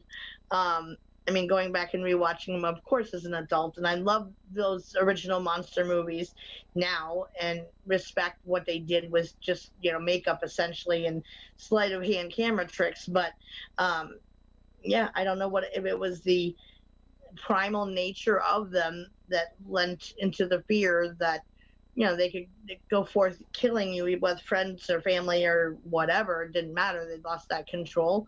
Don't know if that was the why behind the nightmares, but oh yeah, that was the only one I ever saw that gave me nightmares as a child, was the Wolfman. So Yeah, so that again, that there's so much that well, I think Shakespeare said it best when he said in Hamlet, Hamlet says to his friend Horatio after they saw the vision of his dead father, he says, "There are more things in heaven and earth than are dreamed of in your philosophy, Horatio." And I was like, yeah. It's true. No, it is true. And Karen says, "Can we try killing with kindness first?" In response to Aaron's comment about the silver bullet. Sure. Tame, have your own pet werewolf? That'd be fantastic. If it works, then you'll be a hero. If it doesn't, you'll probably get bit and become one. Well, that is part of the lore in some of the places, although some of it also talked about it that you wouldn't change until you had your first human kill and ingested the blood, and hence is also then diving into towards the vampire lore of ingesting human blood. So they're all kind of intermeshed, I think, in a way of and how they got viewed in general. It's all fascinating, I think, and I have had studied in college like archaeology and so forth, and have always been fascinated by how the remains were interred based on people's beliefs of what you might be, and how they treated or supposed vampires and so forth. And I believe that it was also done the same way. I mean, if you were considered to be one of these beings, like a werewolf, for example, but transformed back into a human afterward, you weren't allowed to be buried on sacred ground. So there was not any interment within, the graveyard of the church, which is where most graveyards were attached to back then. And hence your soul could never be, back to being seen as pure. There was nothing to, it was a done deal at that point. So, right. So do I believe in the possibility of a dogman? Absolutely. A werewolf is a person who's a shapeshifter who turns into a wolf, and a wolfman is a person that transforms into a humanoid wolf. So you're talking about this creature that walks around like a man, but he's like 7 or 8 feet tall with the head of a wolf. Do I believe that they exist? Yes, I do. And I have many theories. Like you said, are they extra, flashing lights, all that they see with the Bigfoot and everything. So again, maybe they are extra dimensional. To me, it's just kind of one theory to explain them. Right. Like I have heard those stories of children or whatever who happened upon Bigfoot footprints in the snow and started tracking them out in the middle of a field, and all of a sudden they just stop and disappear, and that they ran back and got their father, who of course came out with a gun, and they couldn't find any further trace of it anywhere in the middle of a field. It just stopped and disappeared.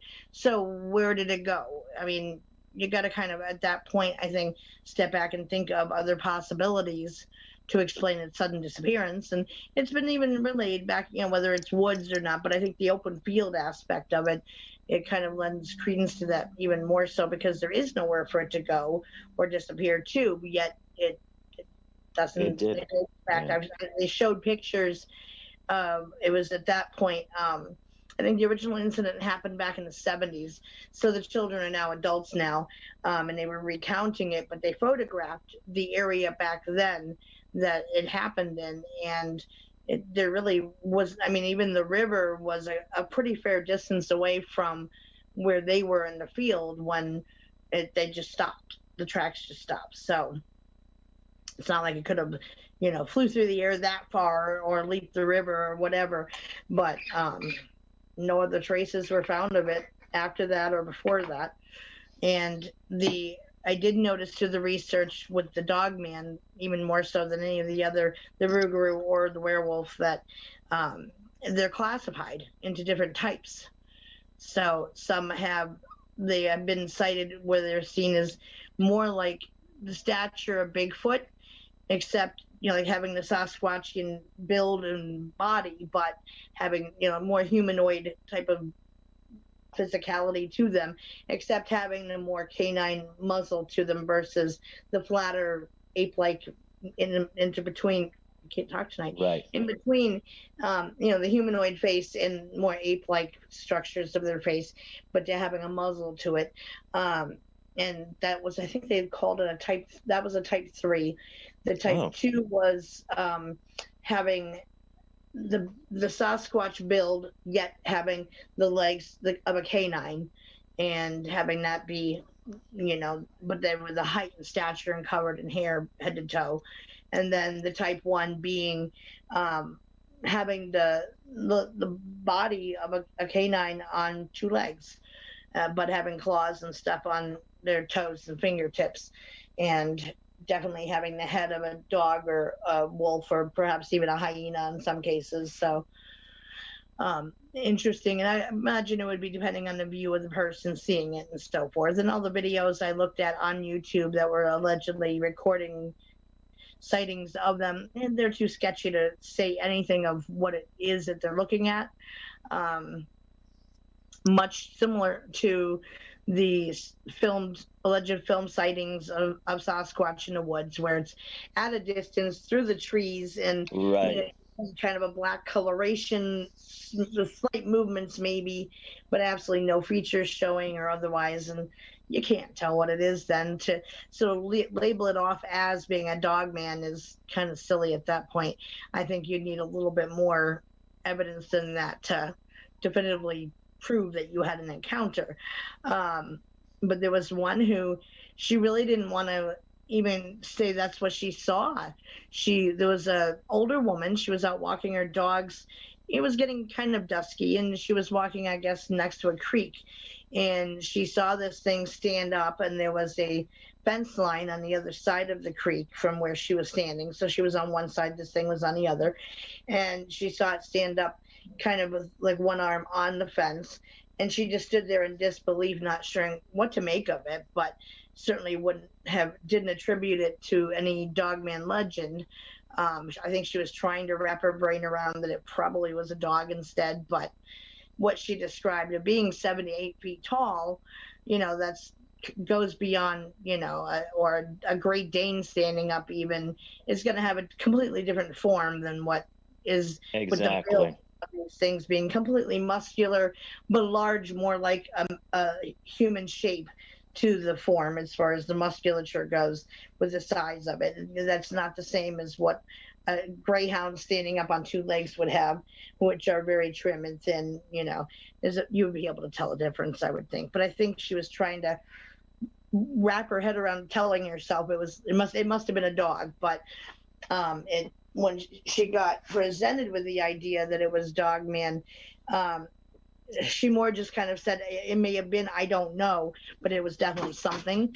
And she had a reputation in town for being one of those nonsense, straight as an arrow type of people who was not prone or inclined to believe in such things. So I think those are the more credible witnesses, right? Not necessarily professionals needed to see these things, but people who don't typically align themselves with such thinking to begin with. Right. Those mean more to me as valid than, when you get Billy Joe Bob and their hunting buddies after drinking all day out in the hunting cabin, and they come forward starting to say stories of what they saw. Well, that's a little less valid to me, but Exactly. If you're going to be out there in the hot sun and you're boozing it up, well, then of course, yeah, it's could be anything. But when my colleague told me that story, I mean, I believed him because he wasn't prone to flights of fancy, and he was being the older and wiser person. Mm-hmm. He was like, he said, but the lesson I took. Sorry to interrupt. I'm going to take you with me to go take the dog and hook him out on his line. He's elderly, I can't hold it that long. It's been Oh, about an hour since he last asked, and I made him wait. So rather than make him have an accident, come on, buddy, we'll go let you out. how would you feel, Donna, if you woke up and you saw your dog walking around on its hind legs? I would think that I must have ingested something a little off color the night before going to bed. Yeah, I would, That it's mushroom hard pizza was to powerful. stand up on his hind legs for any purpose, never mind walking around while doing it, Go ahead, bud. So, yes, I mean, that's the idea that it is merely a dog. It doesn't hold any, understanding of reason or rationale, because dogs cannot move in that fashion for any distance whatsoever. And again, the physicality of these things, they are human sized or bigger as far as their body parts go. Oh, it snowed again. Be careful on the ramp, bud. Watch out, Jake, so you don't get hit by the door. Come on. Okay. Selective hearing amongst the elderly dogs. Yep. Sorry. That's all right. Yeah, he's about 15 years old and has a touch of the dog dementia going on. And Dalmatians are known for their willfulness anyway, so he's kind of the... I love your home. It's very beautiful.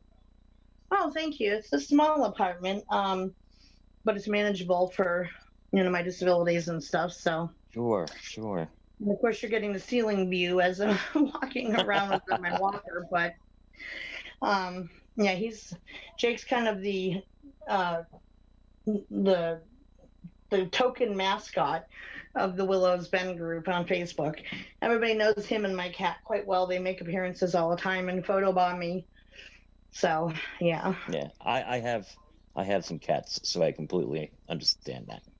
Yes, little girl, she does her own thing and will frequently just come and stand on me, completely blocking the camera, the notes, everything. And it's like, can you move? She's in her own little world. Well, I wanted to say, Donna, thank you very much for sharing your time with me. I appreciate that very much. And no, I definitely appreciate you coming on, because like I said, even at best with combining 3 different nights worth of topics into one, it still didn't make a 3-hour show.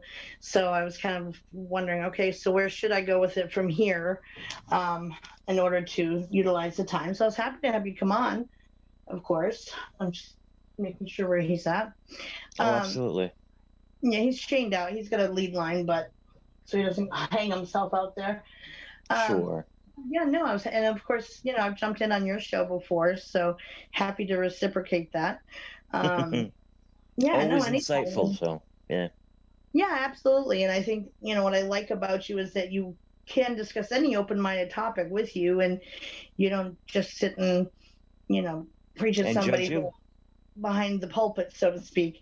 Right. And you're more approachable, down to earth, and can discuss spiritual topics or anything that is labeled as pseudoscience, or we cover it all in Willows Bend. It's the group picks a topic, and then I'm the one that goes and does the research and then presents it, of course.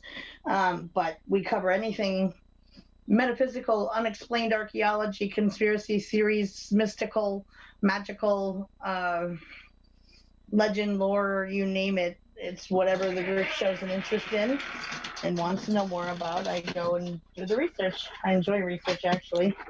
Honey, you gotta watch out so I can close the door. Come on, Jake. Well, watch out. You do it well. The research. Thank anyway. You. Yeah. I'm not gonna shut you in the door, silly. Goodness, Willows Bend. What's that? I was just saying Willows Bend, huh? Yes, that's my Facebook group.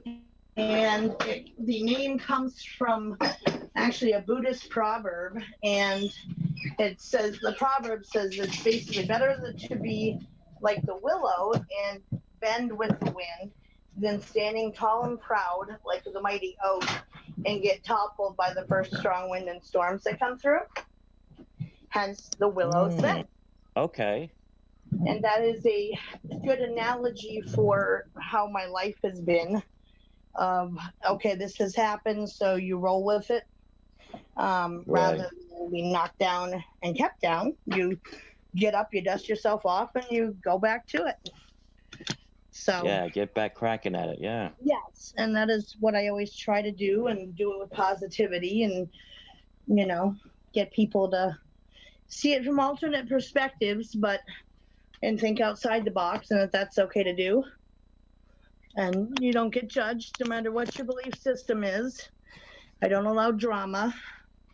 I don't allow pettiness or jabs at other people's belief systems and so forth. So it's a nice balance and mixture of viewpoints and people in there. The one thing about that story I told you that was fascinating to me was that when the young Rev exercised his spiritual authority, the spirits within the man obeyed. And so that was the one thing, that was the takeaway that the elder was telling me about. He was like, I never realized just how powerful one has authority in his relationship with Christ. So he didn't realize that. Now the younger guy, he used it, but I don't think he really believed anything was going to happen. Right. But yeah, I mean, it actually wasn't where I thought you were going to go with the story. I thought you were going to, you said the gentleman who it was happening to wanted to get away from it and really couldn't. So I thought he was going to use that authority to kind of bring the man out of it and stop his transformations from happening, not to make it manifest physically. So, yeah, no, I mean, it's and that's also what I promote in the group is it doesn't matter, I remember a show I was doing where the woman knows that I consider myself to be, I'm a mishmash of belief systems, but it is definitely the belief in the higher power and as being a creative force in the universe. And no matter what name people give it, the message is really ultimately the same, no matter your belief system worldwide, as far as all the major mainstream religions go. And so it's all about ultimately love, acceptance, don't judge, be the best person you can be. All those things get promoted in the belief in the creator, God, whatever name you give it, Buddha, Allah. It's the same idea of that energy behind it, and is at least how I view it anyway. And it's expansive. And I was reading a passage in one of the shows we were covering, Willows, which was supposed to be a form under Mount Shasta in California, created by Lemurians who had gone on to become higher interdimensional beings, but could still take physical form and resided under that space. And a lot of people globally supposed to channel messages through from them. And so I did a big show on it because people were interested in it. And in there it was talking about and referencing the Christ consciousness and God, and multiple times throughout the channeled message. And someone said in the show, what's up with that? Like, I thought you were this. I said, it's all the same thing, regardless. It's a one unity consciousness. It's that one, the belief in the one energy having created all, no matter what label you give it, you're still referencing that energy, that belief of the Christ consciousness, of God, of the creator, whatever title you choose to call it, it still is referencing that same creative energy that made everything around us and us, and we are an extension of that. So I had come across the wording of one unity consciousness in some of that research, and I was like, I like that better, because then people who aren't, like, don't consider themselves Christian or have stepped away from that or have a different belief system, they're still more likely to hear the message having it phrased that way, even though it is still really referencing what the Christ consciousness is, and it's that one unity consciousness, the one coming together with the many to form the consciousness of all. So I thought that was an interesting thing, and it kind of, to me, epitomized what I try to make it be in Willows Bend, that no matter what your belief system is, that's fine. As long as you're not coming in bashing anyone for their beliefs and you be respectful, then you're welcome to be in there. So, and come in with an open mind and have it be a family kind of environment. But try to stay away from any darkness. Your mic is muted, by the way. Okay, there we go. Yeah, that is awesome. Yeah, thank you for that. The Willows Bend, great group of people. Hey, Willows Bend, I love you guys. You guys rock. So, being extensions, again, just like you said, we have that unlimited potential. Mm-hmm. For instance, when I did this experiment one time. A friend of mine had asked me if I could take over a meditation class. Mm-hmm. Which is, again, people were surprised to see me show up because I was taking over the meditation class, and here's a ref, you know what I mean? But I have some very unique friends, as you are aware. But I had everybody in a circle, and everybody had said a prayer. And just by doing that, there was some very powerful, very emotional things that were manifesting as a result. So if that's possible, then, take the potential and multiply it, either for good or for bad. It doesn't matter. So the possibility that somebody literally could shapeshift. You and I both walk right in Christianity. Mm-hmm. We believe that because of what Jesus did at the cross, now the union of God and man is possible. Now, if that's the case, and you literally become a child of God, like father, like son, right? Mm-hmm. And Jesus is the prototype or the cornerstone for every other person after. Right. So if he walked in unlimited potential, why shouldn't we? Well, I even use that to help those who are struggling, who have gifts, and they're trying to reconcile their foundation of beliefs with certain branches of the Christian church, and how their family and peers who they're heavily involved within their community within the church, which is fine, but they come at them it's satanic and it's dark and it's negative and you're possessed and so forth. And I kind of turn it back around to them to say, okay, so if you are saying to me that this is your belief system, yes. Okay, so then do you follow the teachings in the Bible? Yes. Okay, so then and it says in the Bible, God created man, correct? Yes. Okay, so then in keeping with that ideal, then wouldn't it serve to say that we are also, that God made us as beings? And they stop and they get quiet for a minute. Like normally it'll be done like on a phone or in chat. Mm-hmm. And I'll say, okay, so then from there, wouldn't it serve to say that this same divine energy that comes from that consciousness is within us and has given us those gifts because we're supposed to have them?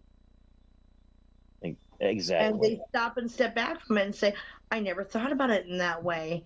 Well, yeah, that does make sense. And okay, then, so where in there do you find anything that is evil, satanic, or dark and demonic?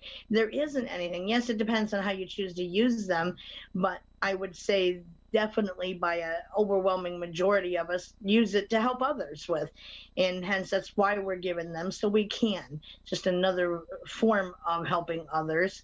And so at that point, then, where do you see is anything bad in that? I get that, and I'm not at all negating their belief system.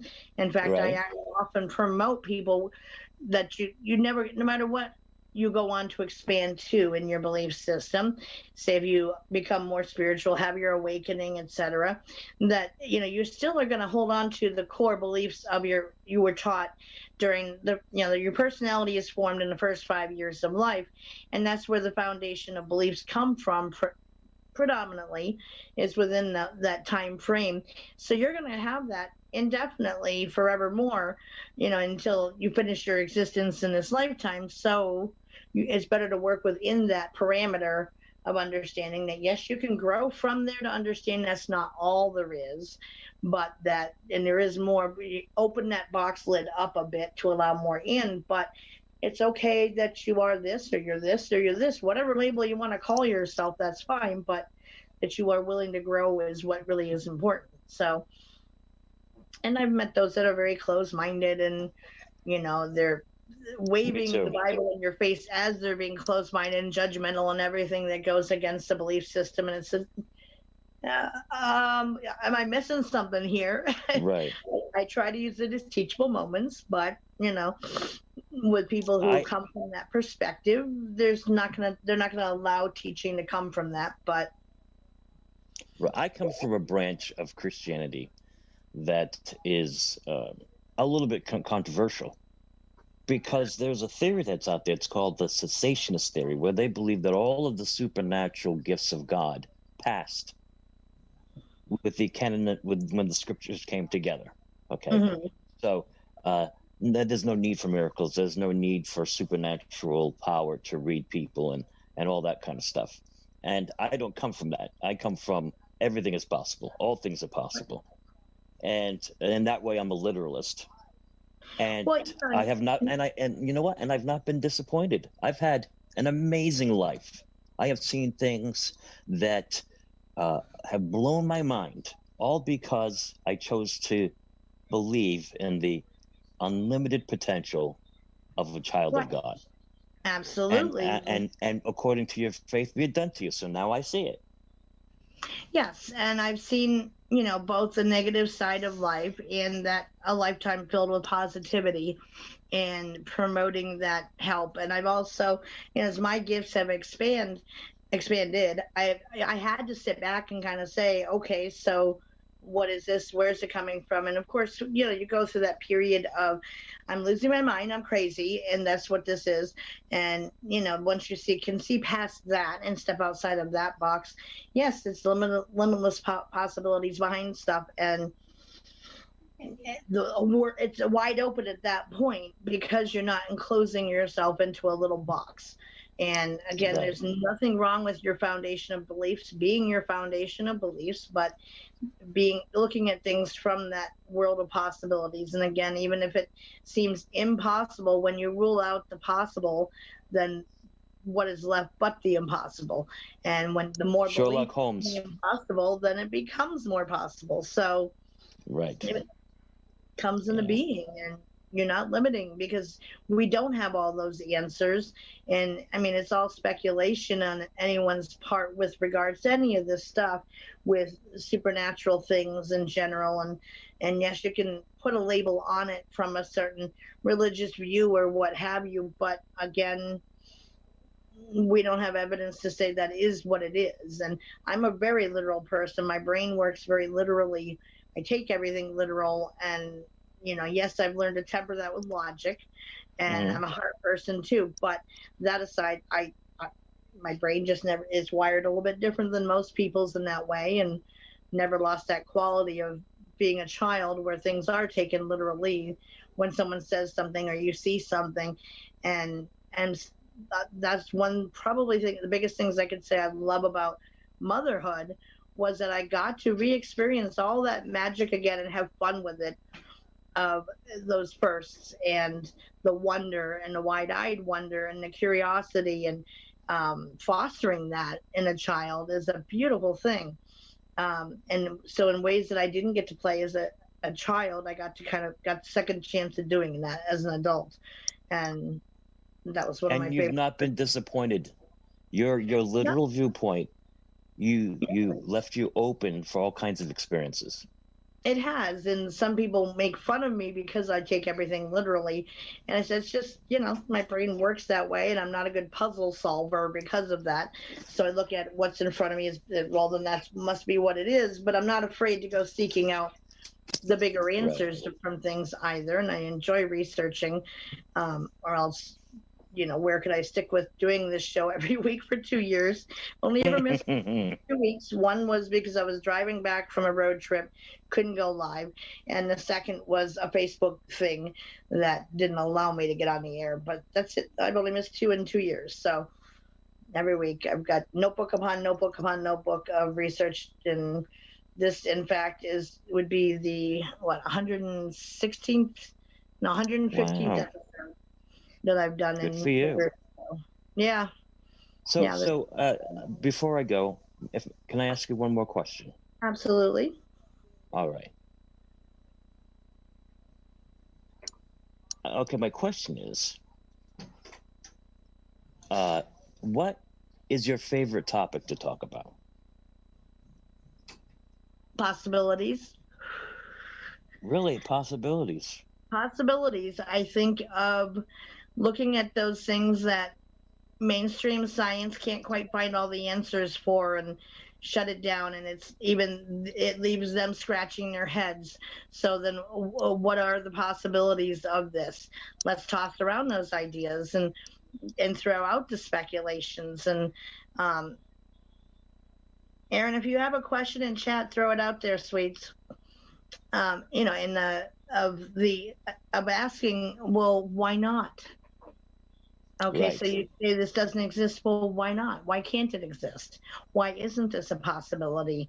And again, looking at those things that get labeled as being impossible, well, I say, well, why can't it be? Right. Or that Why we not? spend And so much time trying to prove the other side to science, yet we don't demand the same from science to us.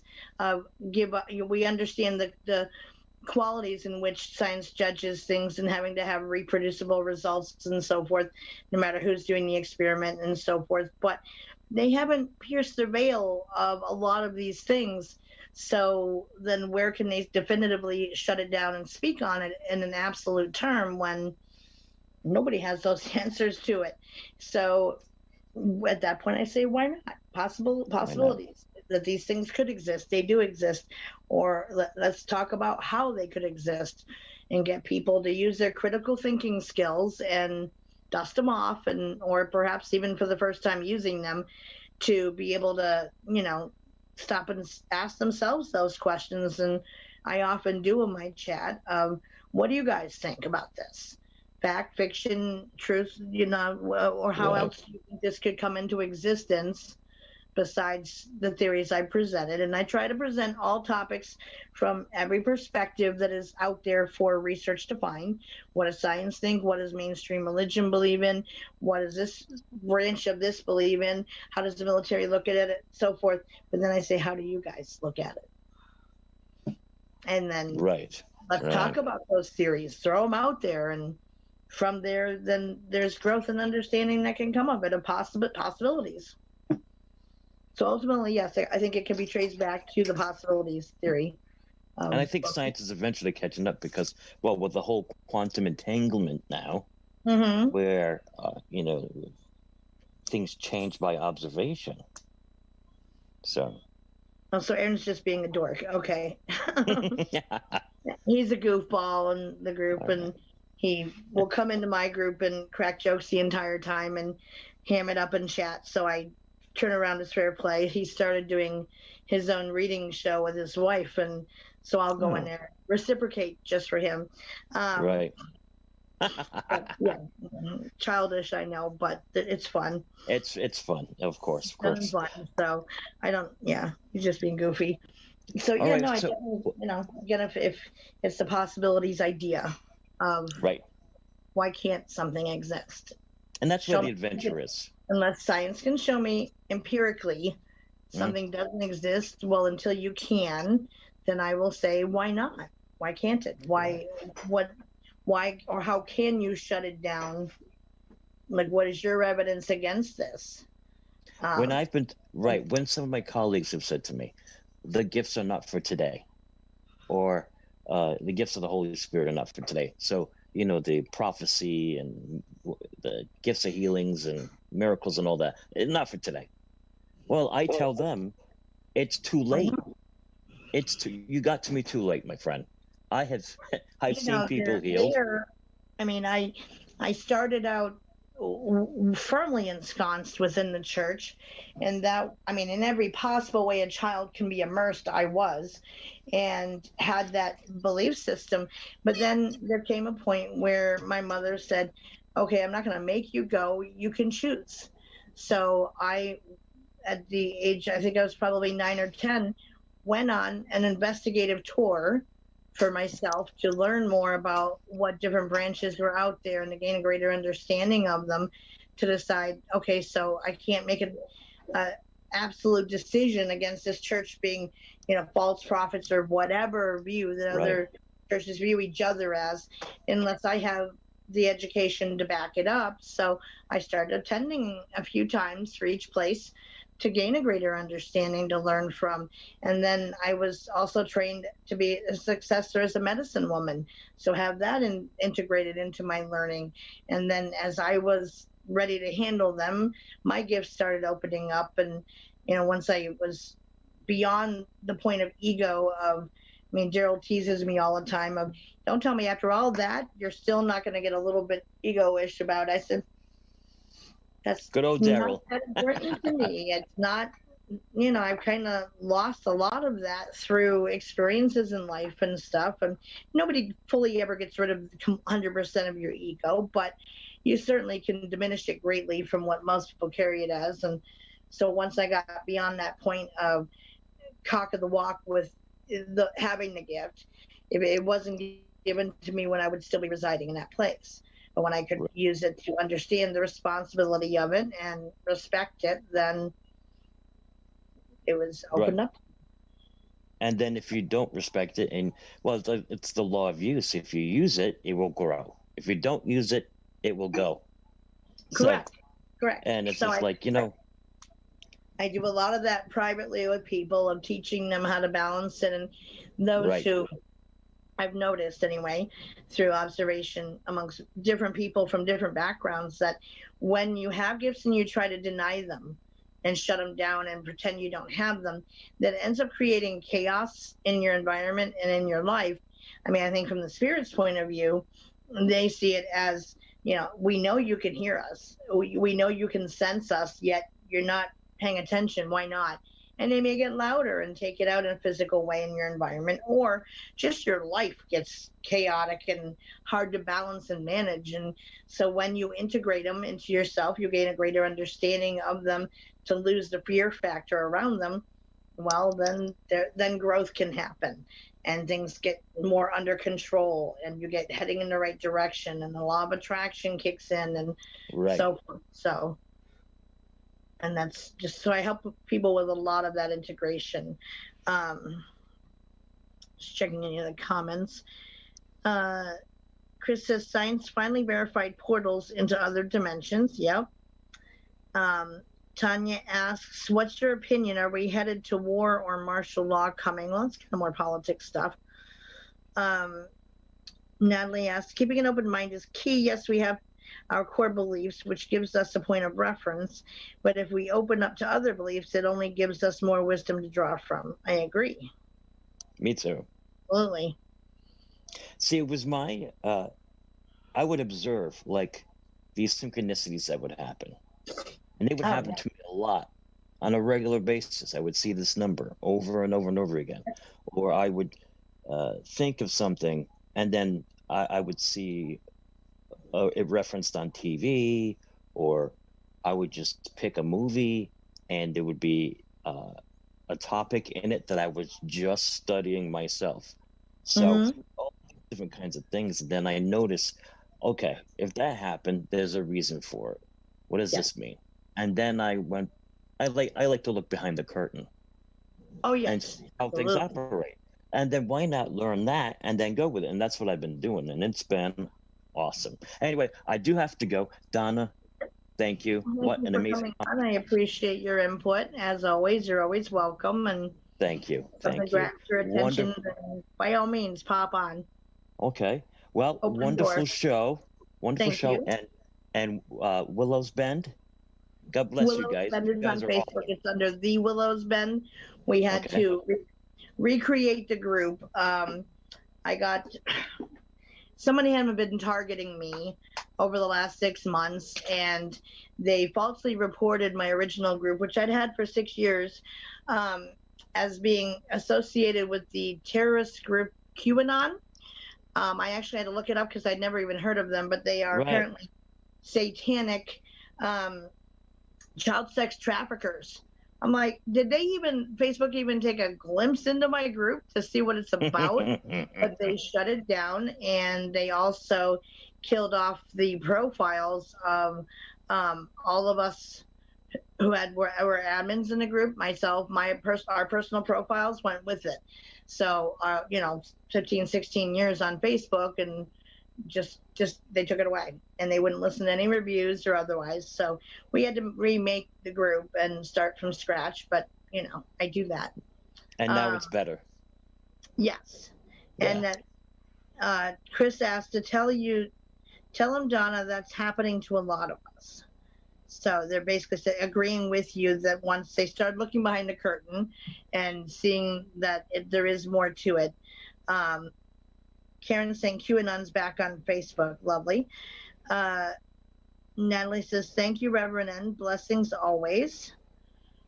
Right back at you. All right. Well, you have a good night. And Daryl, thank you for putting me in. And we'll talk again real soon, all right? Absolutely. Have a wonderful rest of the night. Again, thank you for your time. Thank you. Good night. So that was Reverend Ed, guys. He has a couple of shows here on the Pure Network, Global Enlightenment Radio Network, and he does. What is his group called?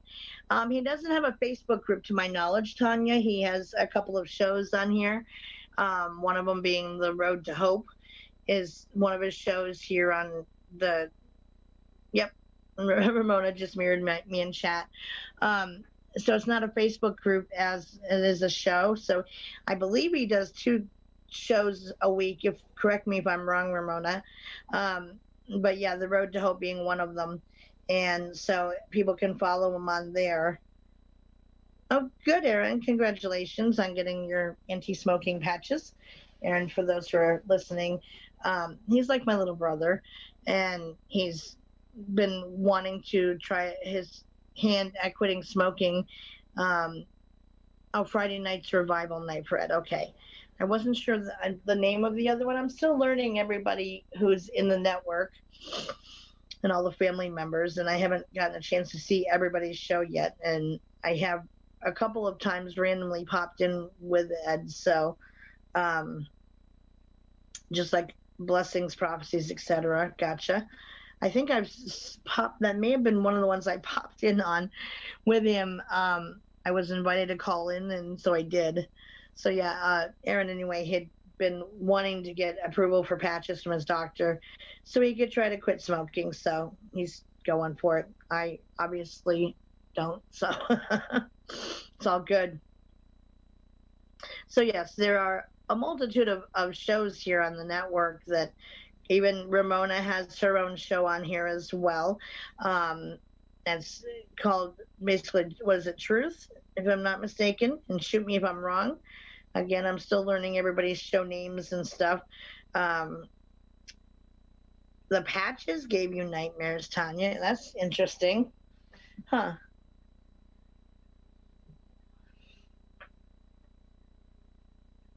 Speaks the other truth. Got you. I knew it had truth in the title. Sorry, lady. Ramona is wonderful. She's amazing. We pulled an all-nighter a couple weeks ago, and yeah, she's got a lot of knowledge in her head, and she calls it like she sees it. Absolutely. So yeah, absolutely. Plug your show in there, lady. Yeah, so she's part of the Global Radio Enlightenment Network, and as are many others. I think that we should have, Gerald maybe should, if there isn't one already, a schedule that could be advertised out of whose show is on when and the names of them and so forth, that we could, or I could share in Willows Bend, etc. So Daryl, if you're listening, that if there isn't one, that'd be a cool idea to have. It seems like somebody would have made one at some point, but oh yes, you did. Yeah, I haven't seen it. If there is, that doesn't exist one, so I'll need a copy of it then, um, in order to, promote everybody, because why not? It's part of the family. So Catherine one will be guest on the 30th, talking hoodoo and herbal magic. Neat. So sorry to ask again, but what were the shows Reverend Ed has on his network? He's on this network, Nat, where he is part of the Global Enlightenment Radio Network, and he does the Road to Hope, and Friday night is Revival Night. So he has 2 spots per week on here, is just like I do, where I'm on Tuesdays and Thursdays, 4 to 7, and then he has Friday night, and I'm not sure what night the Road to Hope is on. That's on Saturday night. What's that? That's on Saturday night. Sorry, I was eating pizza. I could barely hear you, so I was like, okay, that was on his Road to Hope is on Saturday night, and Friday night's Revival Night. And there we go. Yeah, and I said sorry, I was eating pizza. Then I got a phone call from Dan Perkins about some advertising and stuff that's going on. I'm always busy. Aaron in chat is saying, remember there will be a special show of February the 30th this year. Oh my God.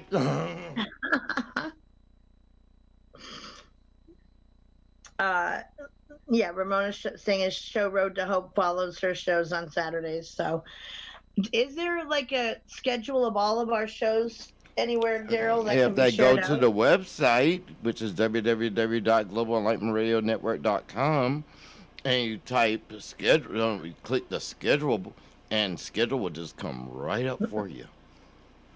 I know we're working magic. I'm sorry. No, it's okay. Aaron is saying sorry, had to, Daryl. Hey, but Aaron, guess what? I heard also on February 31st, we're supposed to have a lunar eclipse. Under which we will be dancing naked under the moon.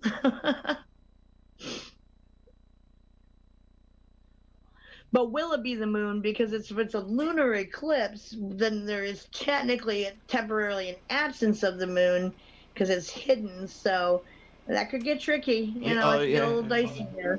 Well, you know what we're going to do? We're going to take the advice of the one Mr. CG, and we're going to go find out and discover if Mr. CG is correct. There's 31 days, and there's going to be a lunar eclipse, and maybe that day we might have snowballs in hell. All right, back to you.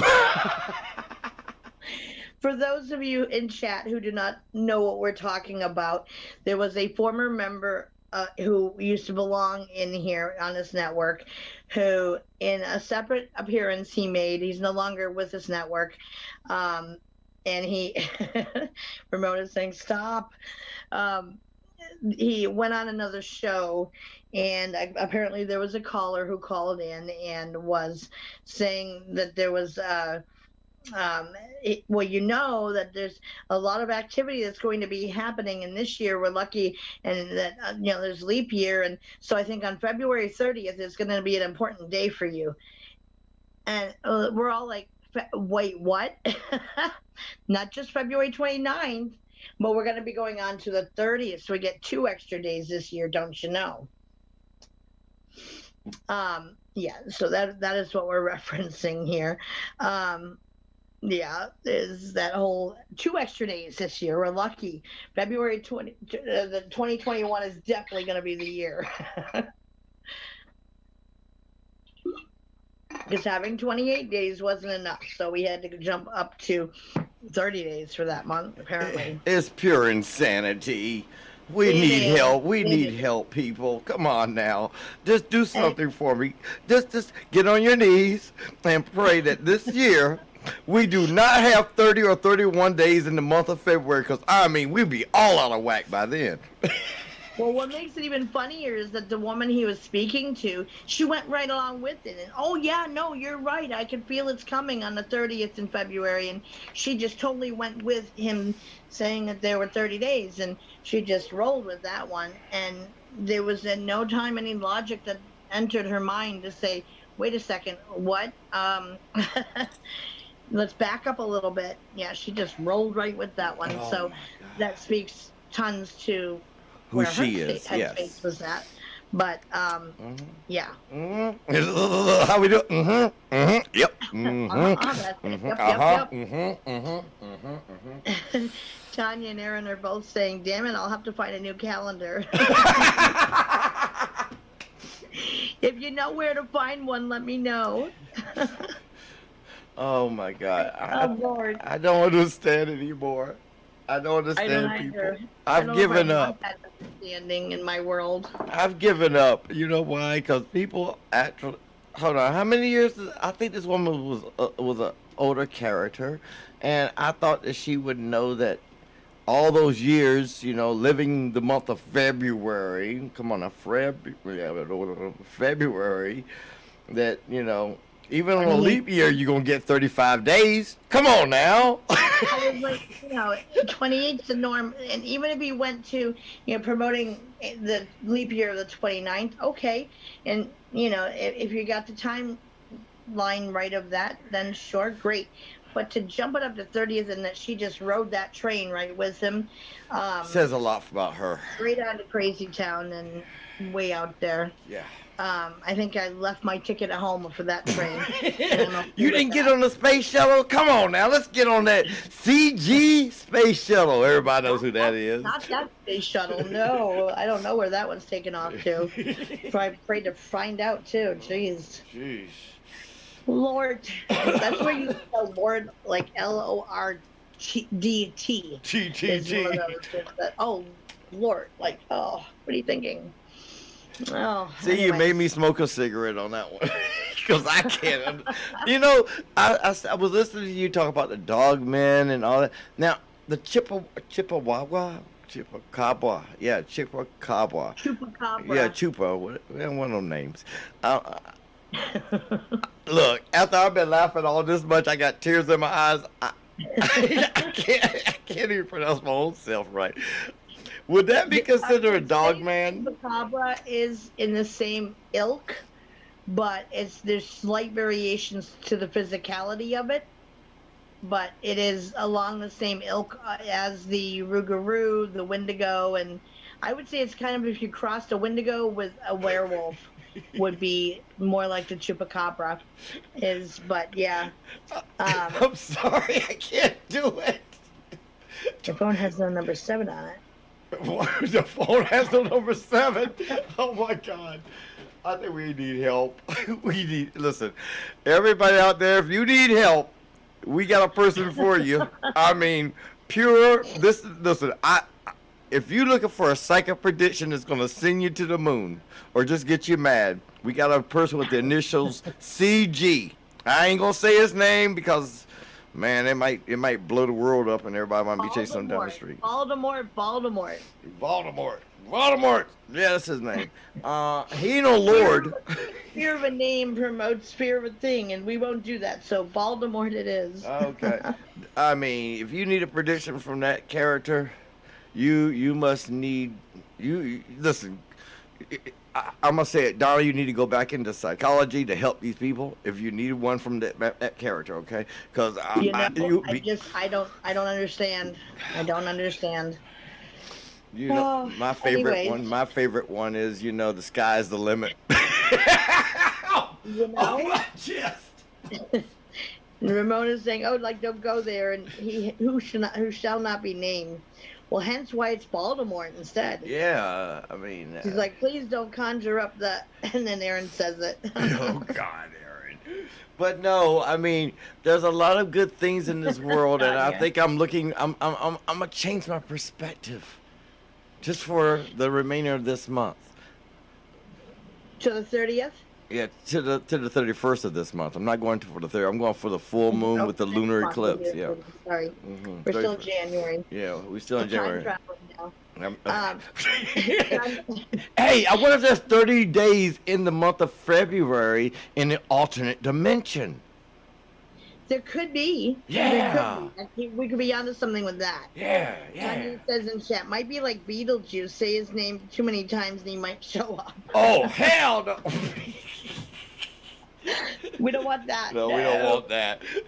That other person might come out. There's. Oh, Yeah. yeah, I'm passing cigarettes over now. You know how that is. And which there was no I cigarettes do. in that pack. Look, which was no cigarettes in that pack. I get her a packet. I'll be back. I get her a packet. It's voting time. We are still voting for next week's topic. I was just going to pull that out of the hat, Sandy. We're done being silly for now. For now. All right, so topics for next week. We have Thunderbirds, Tarot versus Oracle cards, the Jersey Devil, Oh. Atlantis, Ancient Egypt, the Emerald Tablet, Dragons, Dragons. Tulpas, and a possible channeling conversations between Abraham Lincoln, J. Edgar Hoover, Edgar Casey, Seth. Ramona wants rune stones. I did cover runes once, but I could always represent it. I butcher the pronunciations of them though, so that's the only problem with that. What other? So, and again, anybody who's listening who would like a vote, you may private message me on Facebook under Donna Hawk Who Walks Land Gorton. The Hawk and Donna are separate words, but Walks the Land is all one word because Facebook is kind of dumb that way, and you got to spell it that way in order to make it fit. And Gorton is my last name, Gorton. And I was reading Aaron's comments. So you can hit me up with that. If you have a topic you are interested in, you may give a shout to the network and call us and let us know if there's a topic that interests you and you want to place your vote before the end of the show tonight. That's another option. And also find Willows Bend on Facebook and join the group and give your say-so in there. And that works. So again, we have Thunderbirds, Tarot versus Oracle cards, the Jersey Devil, Atlantis, Ancient Egypt, the Emerald Tablet, Dragons, Tulpas, or well, I don't call it channeling. I'm a psychic medium, and that votes for Emerald Tablet. Channeling is when your consciousness gets pushed to the side for a being to come through, and a lot of times you don't tend to remember the conversation. So the conversations, I'm talking to a soul being. So I have done Edgar Casey during a live before, and Seth who's a group of soul beings. We talked to them before too. So Chris votes for any of the channel conversations. Okay. Am I missing a comment? I'm voting whatever Aaron does. Okay. So what say you, Aaron?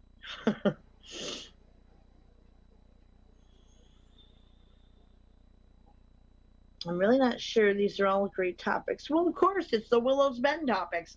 Y'all are picking them, so I have a great crowd that follows me. So, you know. In fact, I don't know that any of these I've really thrown on here myself. Yeah, no, you guys have all suggested these. Tanya says dragons. I do have you down, sis. So Thunderbirds, Tarot versus Oracle cards. Already on it, Aaron. Thunderbirds, Tarot versus Oracle cards. The Jersey Devil, Atlantis, Ancient Egypt, Emerald Tablet, Dragons, Tulpas, or conversations with soul beings. Tulpas is the last one. Oh, he said please, so I guess that gives him a little extra edge. And Daryl's not voting. That surprises me.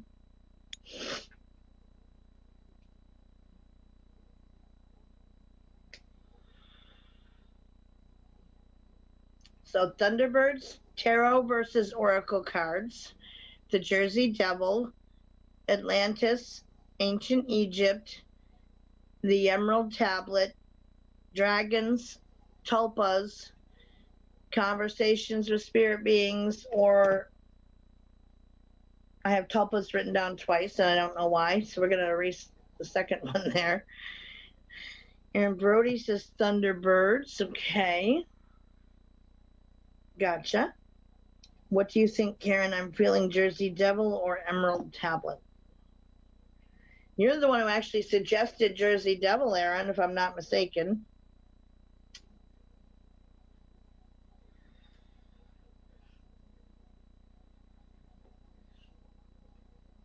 So anybody who is interested in calling in their vote, the U.S. number is area code 919-436-2866. The meeting ID number is 522-657-2748. If you want to throw in a vote there or throw it into the YouTube chat. Thinking about tacos, says Karen. Well, I don't believe tacos was on this menu, girl. So Aaron's going to go with the Jersey Devil. Okay. Free tacos and refried beans. I don't know if there's much research out there on that, though. So are you taking the Jersey Devil too then, Karen, since you said you're going to take what Aaron votes on?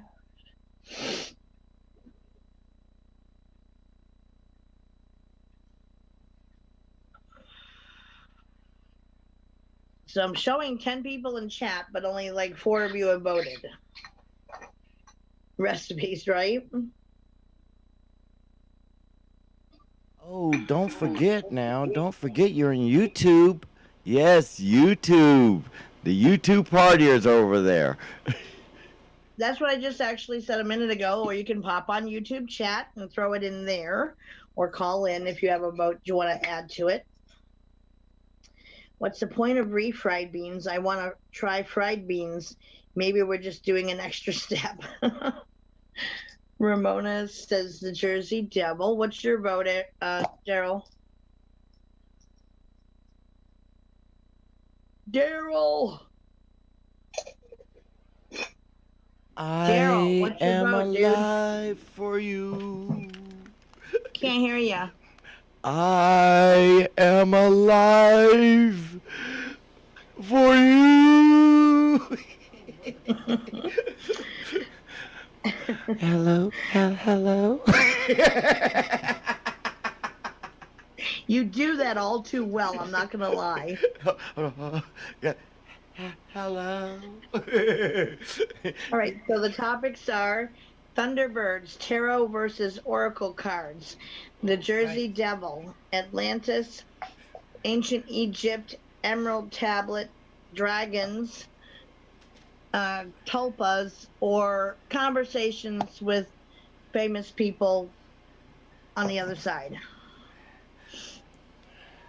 You know, I mean, conversation with famous people sounds really good right now because I would like to hear what George Washington and Abraham Lincoln and Teddy Roosevelt would say about having a good radio show when they didn't know anything about it too much. Natalie asks, I'm sorry, but who is that ghostly voice coming in? That's the voice of Daryl Neely, who is the one half of the people who run this network. Hello. Katie being the other one. I don't know what she's doing right now, but she's obviously kind of busy. So Daryl's, he's at the helm. So Stacy saying Atlantis. I agree with Atlantis too. Where are you, Ancient Egypt? For you, Denmark. Okay. And what did you want, Daryl? Okay, well, we got Amanda saying her vote is for the Jersey Devil or Ancient Egypt. Okay. Did you catch them that time, Natalie? Hold on, Yeah, Natalie. I love the conversations with famous people, but I'm also interested in the tarot card thing. I can put you down for, I mean, right now, tarot, you're the only one who's chosen that one, so the tarot cards thing, so I'll put you down on channel conversations. I mean, they all end up getting done eventually. We just keep going through the list, narrowing them down one by one each week.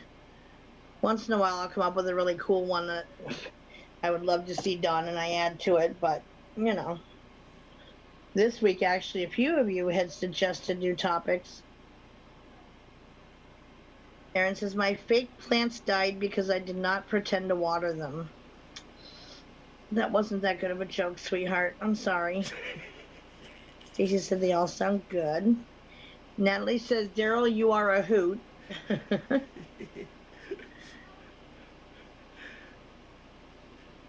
And Aaron we says, love I like you, Natalie. Rice is great when you're hungry and you want 2,000 of something.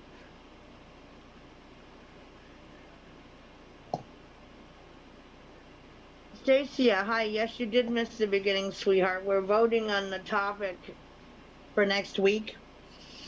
So one last time, we have Thunderbirds, Tarot versus Oracle cards, the Jersey Devil, Atlantis, Ancient Egypt, Emerald Tablet, Dragons, Tulpas, or a conversation with a famous person on the other side of the veil.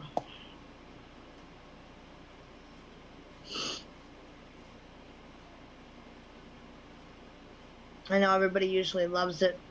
There's a couple of times I've done that during the show in Facebook and actually those are some of the shows I got the most views on, is when I brought somebody in from the other side, beyond the veil. Ah, see. Oh, we have another one. Durcio says he suggests Greek mythology. Greek mythology. We can put that on the list, Durcio. Greek mythology. That's a huge topic, though. I mean, I don't even know if 3 hours would be long enough to cover it. Natalie says the Emerald Tablet topic is most interesting, just saying. Well, I got you down for it, lady. Tanya's saying Edgar Casey was one of my favorites. That was a good show. I got told after that one, be aware that other beings are noticing you're doing that. And I said, well, like other beings like what? And they said, well, not good ones. And I said, well, yeah, I'm safe. I'm all right. So Dad wants Ross Peterson. Okay. Got Ross Peterson down. I'm going to draw an arrow over to conversations with famous people. Being like Edgar Casey. Sandy says Chinling's her vote. Okay. Speak now or forever hold your peace. And yes, shout out to Mom and Dad, who are probably Stacy's parents. We're probably watching through Stacy. They have trouble getting on. And I'm using Edgar Casey's a wealth of room. Yeah, he definitely was, Natalie. I brought him through, and everybody, I asked them ahead of time to explain what I do, and if they'd be willing to come through and allow people to ask them questions and chat, which so far they've been willing. I should make them move away.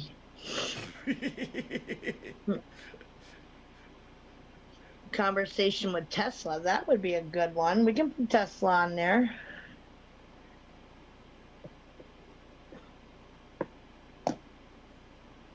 Thank you, Natalie. Mom and Dad said hi, everyone. It's kind of a family affair in there, so you know what I'm talking about, Daryl. Her Stacy and it's actually Amanda's parents, and her whole family has kind of adopted me, so that's where I was referencing Mom and Dad. Nope, we got Tesla down on the list, so.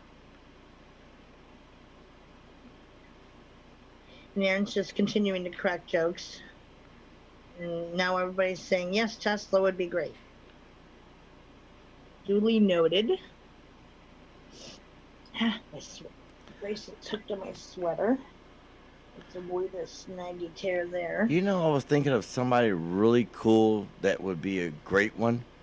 I would like to hear from Jacques Cousteau. That would be interesting. I mean, he loved the animals. He loved nature. Yeah, he loved it. That'd be great.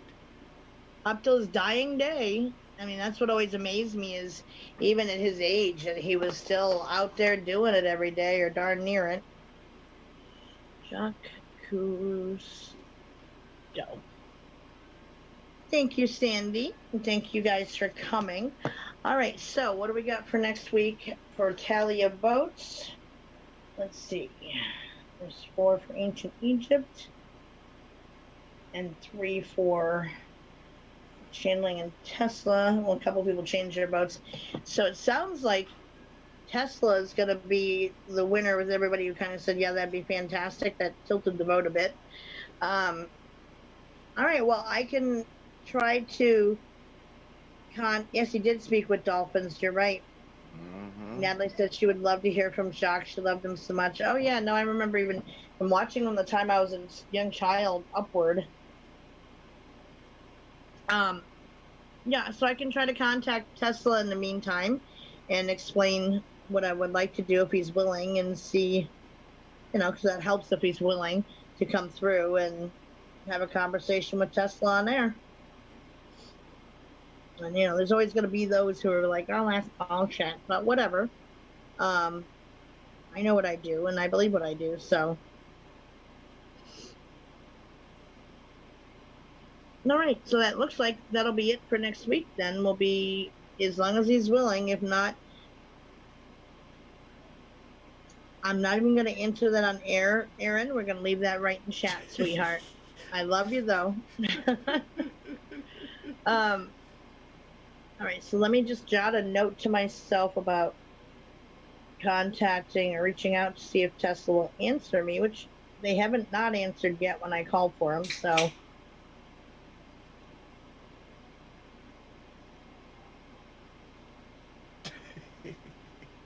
Okay, so then I will be back in here Thursday, 4 to 7. Blessed be Father. Yeah, he's already left the chat on him, or the show, but you can see it in the replay. Oh, but Aaron's giving a shout out to everyone behind the scenes. So I will be in here next Thursday, this coming Thursday, for Beyond the Veil, and I gotta rifle through all my past topics, but I'll pick something interesting to talk about, and then if someone wants a reading, we'll do a reading in between. And then I will be Friday on Facebook in my Beyond the Veil page doing readings in there 8 o'clock Eastern time Friday night. So that's the schedule for the rest of the week. And otherwise, y'all know how to find me on Facebook. So yep. And for any listener interested, again, private message me in Messenger under in Facebook through Donna Who Walks the Land, Gorton, and you can hit me up there or ask to join my group, the Willows Bend, or I also have my page Beyond the Veil. You can message me in there as well. So I'm around, or through the network. Give us a shout in here too. That's fine too. So love to everybody in the YouTube chat, and I mean most of you that I see, well, all of you that I see are my Willows Bend crew, which is fine. But so lots of love to all of you, and I will see you guys around Facebook land and beyond. And thank you, Daryl. And thanks to all of our listeners out there as well for the Global Enlightenment Radio Network.